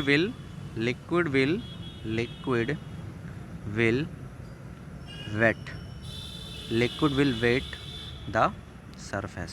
क्या कर देगा, ये सरफेस को वेट कर देगा। एग्जाम्पल के लिए वाटर एंड ग्लास सरफेस, है ना, या वाटर को जब हम लोग हाथ में लेते हैं ड्रॉप को, तुम्हारा हाथ गीला हो जाता है। वाटर को पैंट में डाल देते तो पैंट गीला हो जाता है ना। वाटर को जेब में डाल लेंगे तो जेब गीला हो जाएगा। लेकिन मरकरी को जब हम लोग डालते हैं जेब में, हाथ में, कहीं भी लेते हैं, तो ऐसा नहीं होता है। This is the reason behind it, ठीक है, this is the reason behind it. Note करें फटाफट, बिना देर के फटाफट नोट करें। अब हम लोग आते हैं capillary rise and capillary depression. किस पे आते हैं? Capillary rise and capillary depression. तो हेडिंग डालें कैपिलरी राइज और कैपिलरी डिप्रेशन, ठीक है। तो कैपिलरी राइज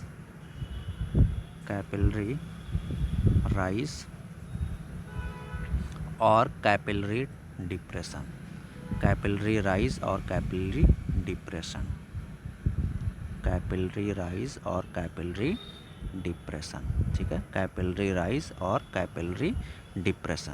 तो जो फार्मूला कैपिलरी राइज का है वही सेम फार्मूला कैपिलरी डिप्रेशन का भी है। किसका है? कैपिलरी डिप्रेशन का है।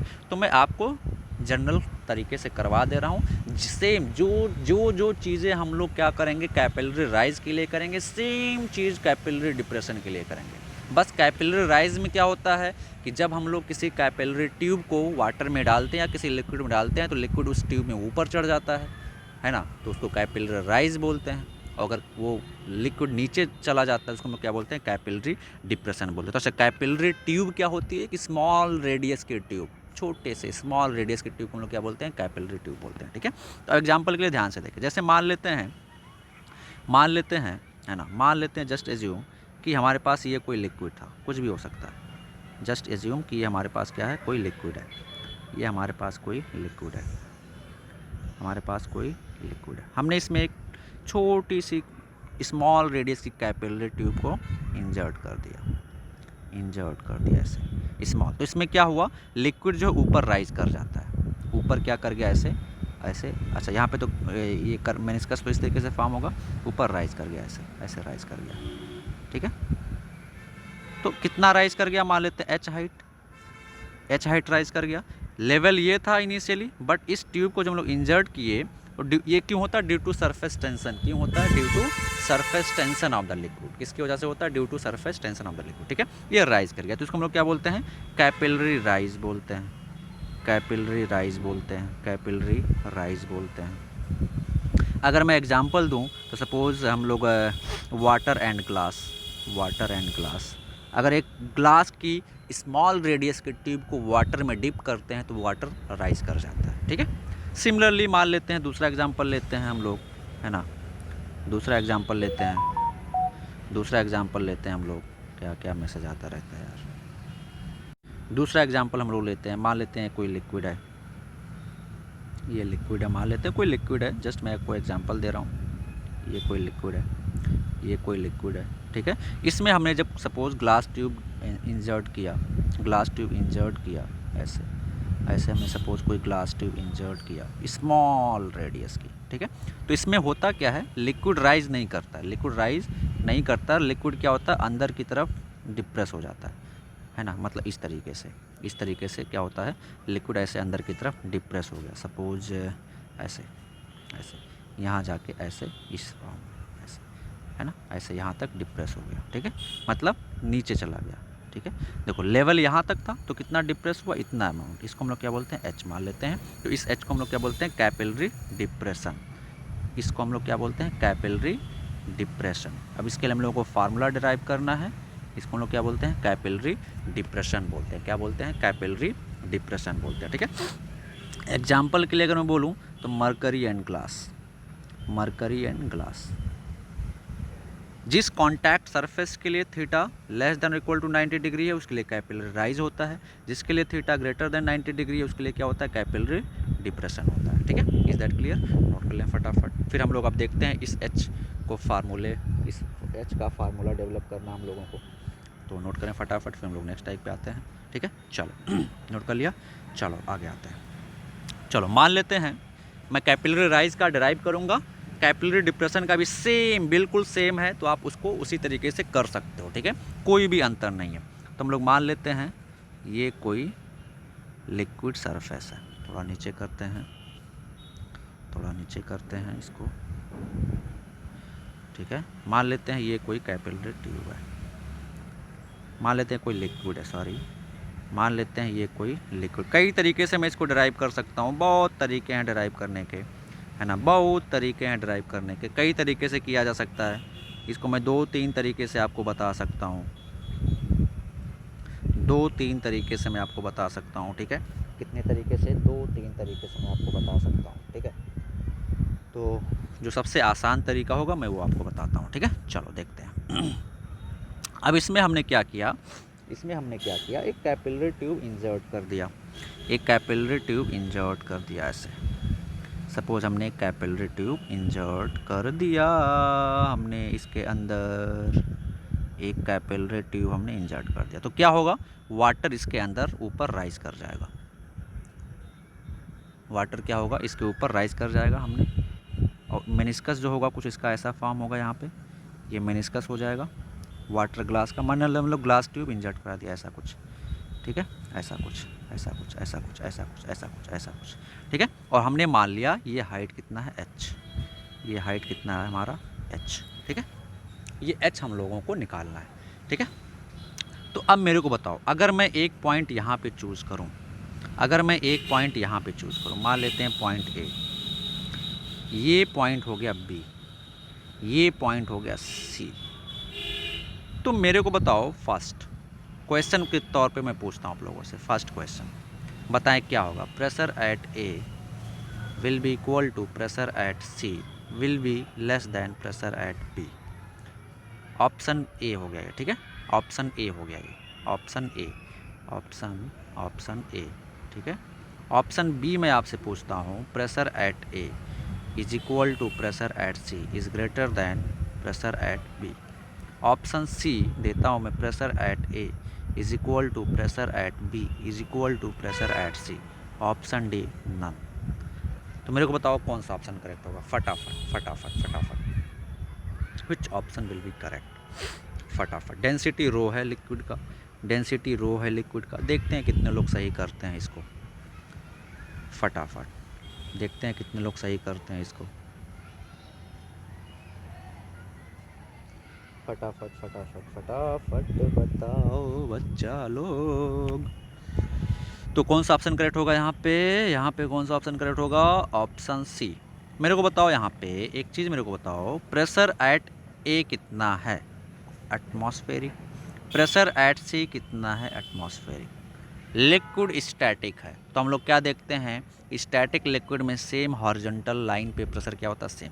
तो ए और बी सेम हॉरिजॉन्टल लाइन पे हैं, तो ए और बी पे भी प्रेशर सेम होगा, और कितना होगा, एटमॉस्फेरिक। तो सर एक बात बताइए मेरे को, यहाँ तक तो हमको समझ में आ गया कि ए और बी पे प्रेशर सेम है, बी और सी पे भी प्रेशर सेम है।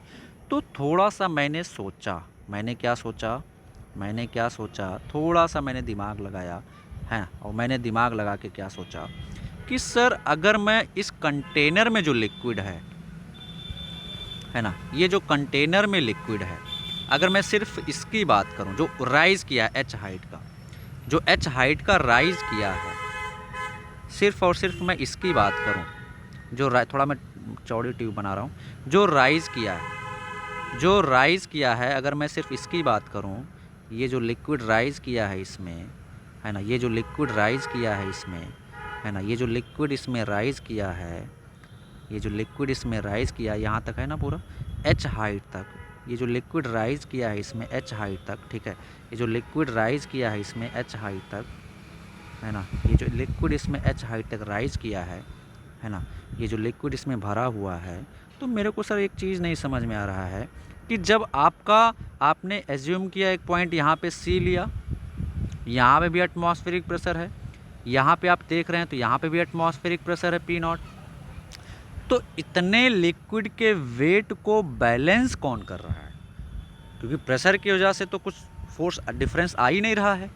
आप क्या देखेंगे, अब अगर हम लोग फ्री बॉडी डायग्राम से समझे इसको, तो क्या लगेगा, इसका वेट mg नीचे लग रहा है, बोलो ऐसा और नो, और यहाँ पे प्रेशर सेम है तो यहाँ से F फोर्स ऊपर लगेगा, यहाँ पे भी प्रेशर सेम है तो यहाँ से भी F फोर्स नीचे लगेगा, तो F तो कैंसिल आउट हो जाएगा। तो mg को बैलेंस कौन कर रहा है भाई, mg को बैलेंस कौन कर रहा है, mg को बैलेंस कौन कर रहा है, तो answer is surface tension, answer is surface tension. कौन बैलेंस कर रहा है, सरफेस टेंशन। कौन बैलेंस कर रहा है, सरफेस टेंशन। तो अब मेरे को बताओ सरफेस टेंशन फोर्स कहाँ पे लगता है, इंटरफेस पे। कहाँ पे लगता है? अच्छा, प्रेशर डिफरेंस, यहाँ पे जो प्रेशर जनरेट हो रहा है उसकी वजह से देखो पी नॉट लग रहा है, यहाँ पे पी नॉट लग रहा है इस पॉइंट पे भी, तो प्रेशर डिफरेंस की वजह से फोर्स नहीं लगा, तो इसका मास लग रहा है mg नीचे। तो इस mg को, वेट को बैलेंस कौन कर रहा है? सरफेस टेंशन की वजह से फोर्स। अब मेरे को बताओ सरफेस टेंशन की वजह से फोर्स का डायरेक्शन क्या होगा? Tangent to the interface. Interface कौन सा यहाँ पे? इंटरफेस कौन सा है यहाँ पे? क्या ये हमारा इंटरफेस है? Yes sir. तो क्या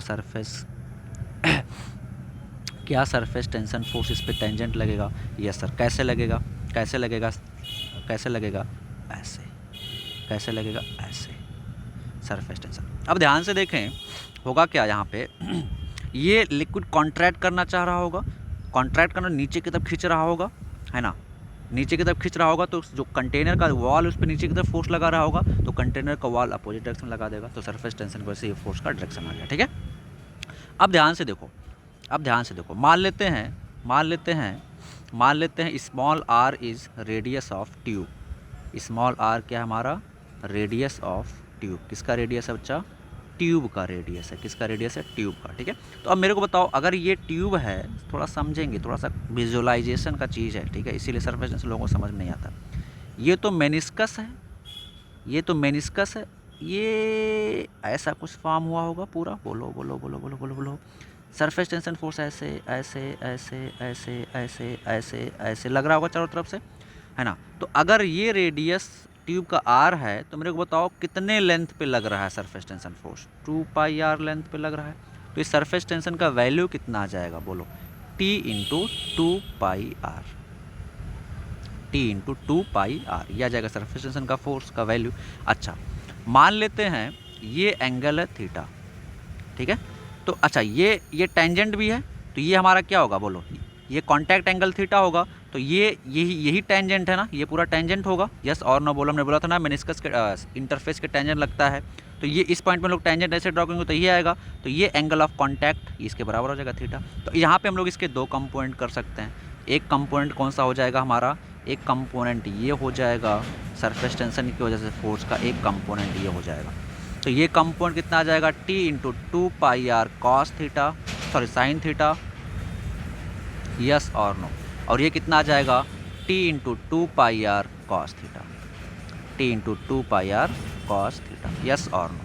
ठीक है, सिमिलरली यहाँ पे ध्यान से देखें, है ना, यहाँ आप थोड़ा सा विजुअलाइज, कुछ लोग गलती क्या करते हैं, यहाँ पे भी कंपोनेंट कर देते हैं, यहाँ पे भी कंपोनेंट कर देते हैं, है ना। तो आप बोलते क्या है? चलो अच्छा ठीक है, ये भी थीटा होगा, मैं कर ही देता हूँ। ये कितना आ जाएगा? T into 2πr sine theta. Small लिया था ना, चलो कैपिटल स्मॉल लिया था ना, स्मॉल करो हर जगह पे, small r sine theta.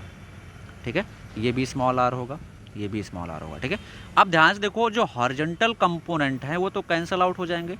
Vertical component में लोग करते क्या है, यहाँ पे थोड़ा सा मिस्टेक कर देते हैं, ये और ये ऐड कर लेते हैं। बच्चा वो ऐड नहीं हो सकते, वो एक ही फोर्स है।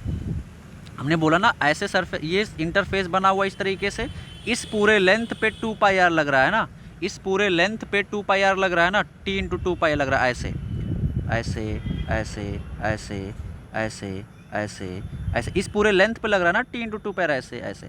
तो इसका हर फोर्स का एक वर्टिकल कंपोनेंट होगा, एक हॉरिजॉन्टल कंपोनेंट, वर्टिकल होगा, हॉरिजॉन्टल होगा, एक वर्टिकल होगा, एक हॉरिजॉन्टल होगा। तो हॉरिजॉन्टल तो कैंसिल आउट हो जाएगा, तो सिर्फ क्या बचेगा? वर्टिकल। और वर्टिकल क्या आ जाएगा? T into 2πr। ठीक है, तो हम लोग यहाँ से क्या लिखेंगे कि जो T into 2πr cos theta है, दैट इज बैलेंसिंग mg। किसको बैलेंस कर रहे हैं? mg को बैलेंस कर रहे हैं। किसको बैलेंस कर रहे हैं? mg को बैलेंस कर रहे हैं। अब mg को कैसे निकालेंगे? अब mg क्या है? m क्या? इतने पार्ट का मास। इतने पार्ट का मास कैसे निकालोगे आप?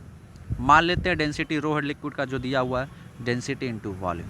तो इतने पार्ट का वॉल्यूम कितना आ जाएगा? डेंसिटी, वॉल्यूम कितना, क्रॉस सेक्शन एरिया कितना, πr², ट्यूब का आ रहा है, इंटू कितना हाइट है, h। तो ये वॉल्यूम आ जाएगा। देखें अब यहाँ पे इतना एक्स्ट्रा पार्ट जो आ रहा है, इसके वॉल्यूम को लोग नेगलेक्ट कर रहे हैं, वो बहुत स्मॉल होगा, नेगलेक्ट कर रहे हैं, वो हम लोग कंसीडर करते हैं, बट आपके सिलेबस में चीज़ नहीं है। ठीक है, तो आपको उसको नेगलेक्ट कर देना। तो यहाँ से कितना आ जाएगा हमारा? T into 2πr cos theta is equal to mass कितना है? बोलो, mg कितना, m का वैल्यू निकाल चुके, ρ πr² h इंटू g। तो पाई से पाई कैंसल, एक आर से एक आर कैंसल, हमको एच चाहिए, तो यहाँ से एच कितना आ जाएगा बच्चा, 2t cos theta by rho G R. ये हमने फार्मूला डेवलप कर लिया, 2t cos theta by rho G R. Is that clear? Is that clear? 2t cos theta by rho G are.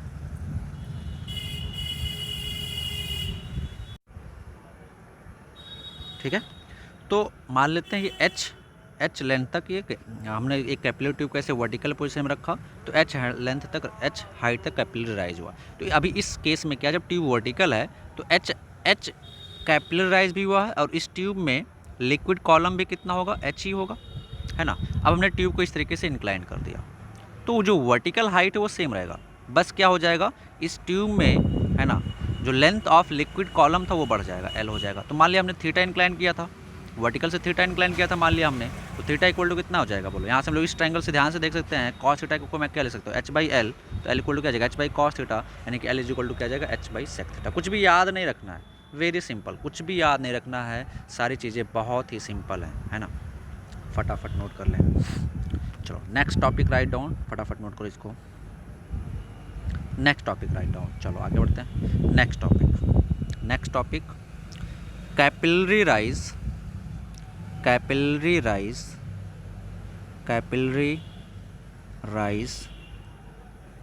in a tube of insufficient length,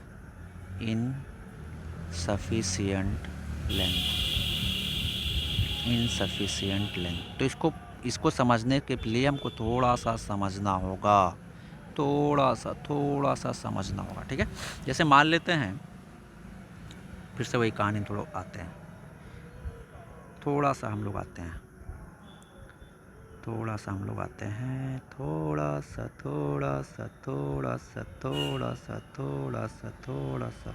है ना। मान लो हमने कोई tube insert किया इसमें, ऐसा थोड़ा बड़ा मैंने बना रहा हूँ, कोई ज़रूरत है।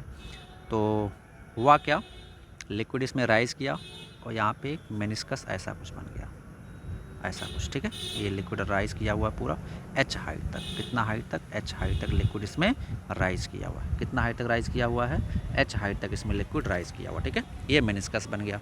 अच्छा, अब मेरे को बताओ, इस मेनिस्कस का सेंटर कहीं ना कहीं होगा, यस और नो।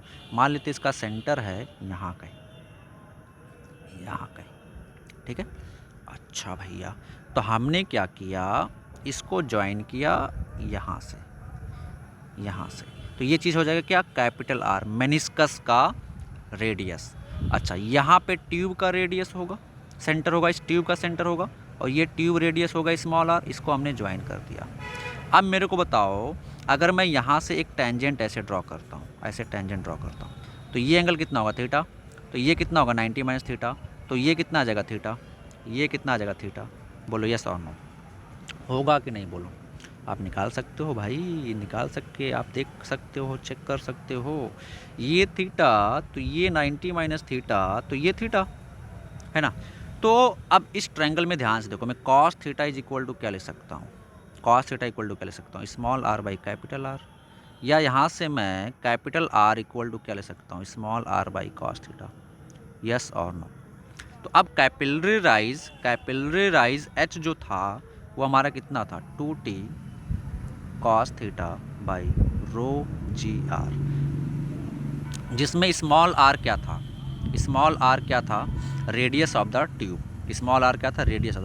तो स्मॉल आर की जगह पे मैं क्या, कैपिटल आर cos थीटा लिख सकता हूँ, बिल्कुल लिख सकता हूँ, तो रख दो।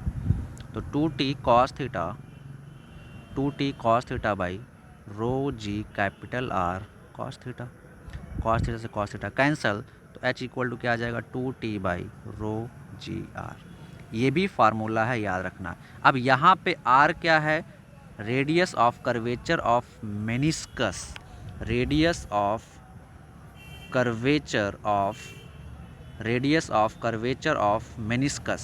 किसका, मेनिस्कस, ध्यान रखेंगे, मेनिस्कस। यहाँ पे ये r क्या था, ट्यूब रेडियस था। आप ध्यान रखें, ट्यूब रेडियस, जब ट्यूब रेडियस रहेगा तो ऊपर cos थीटा रहेगा, जब मेनिस्कस का रेडियस लेंगे तो ऊपर cos थीटा नहीं रहेगा, आप ऐसे ध्यान रखेंगे। ठीक है, इतना नोट करो, फिर हम लोग आगे बढ़ते हैं। इतना नोट करो फटाफट फटाफट। हो गया, चलो अब ध्यान से देखो। तो ट्यूब मेनिस्कस के टर्म में कितना आ गया, 2T by rho G capital R. अब फिर से इस टर्म को ध्यान से देखो, सेम लिक्विड के लिए क्या ये चीज़ कांस्टेंट है, क्या ये चीज़ कांस्टेंट है? हाँ, तो हम लोग क्या लिख सकते हैं यहाँ से, H is indirectly proportional to R, या हम लोग लिख सकते हैं H into R is equal to constant. बोलो यस और no. H into R is equal to हम लोग क्या लिख सकते हैं, कांस्टेंट। मतलब H1 R1 is equal to H2 R2। Yes और नो। मतलब यहाँ से अगर H ज़्यादा है तो मेनिस्कस का रेडियस कम होगा, अगर H कम है तो मेनिस्कस का रेडियस ज़्यादा होगा। मतलब क्या हुआ कि जैसे बहुत लोगों को कन्फ्यूजन होता है यहाँ पे, जैसे हम लोग मान लेते हैं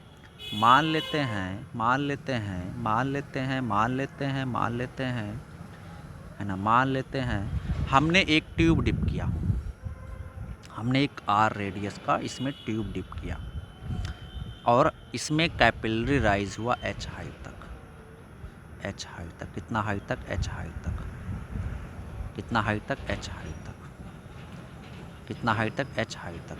और इसका रेडियस ऑफ कर्वेचर था R, सर मेनिस्कस का रेडियस ऑफ कर्वेचर था R। ठीक है, हमने क्या किया, सपोज हमने क्या किया, मतलब अगर हम लोग इस ट्यूब रेडियस मान लेते स्मॉल r था, कुछ भी था, ठीक है, हमने इस स्मॉल r के ट्यूब रेडियस को मान लेते, ट्यूब रेडियस स्मॉल r है, ठीक है, स्मॉल r रेडियस के ट्यूब को जब हमने डिप किया तो H हाइट तक राइज हुआ। ठीक है, अब सपोज़ अगर मैं H/2 लेंथ का ही ट्यूब इंजर्ट कराऊँ तो आपको क्या लगता है, पानी बाहर आने लगेगा ट्यूब से, बट ऐसा नहीं होता है। ठीक है, अगर मैं H/2 हाइट तक का ही डिप कराऊँ, सेम रेडियस का सेम सेम रेडियस का मैं सेम ट्यूब लेता हूँ, है ना, सेम रेडियस का सेम ट्यूब लेता हूँ, बट मैं H/2 हाइट का लेता हूँ, इस बार H/2 हाइट का लेता हूँ, सिर्फ इतने हाइट का ही लेता हूँ, इतना हाइट ही लिया हमने, इतना ही हाइट लिया। जैसे हमारे पास ये एक ट्यूब था, हमको पता है कि जब मैं इसको वाटर में डिप कर रहा हूँ तो आप वाटर इसमें राइज कर रहा है H सेंटीमीटर, या सपोज़ हमारे पास एक ग्लास ट्यूब है जिस 2 सेंटीमीटर रेडियस का, मैंने उसको वाटर में डिप किया तो हमको जो कैपिलरी राइज मिला वो 10 सेंटीमीटर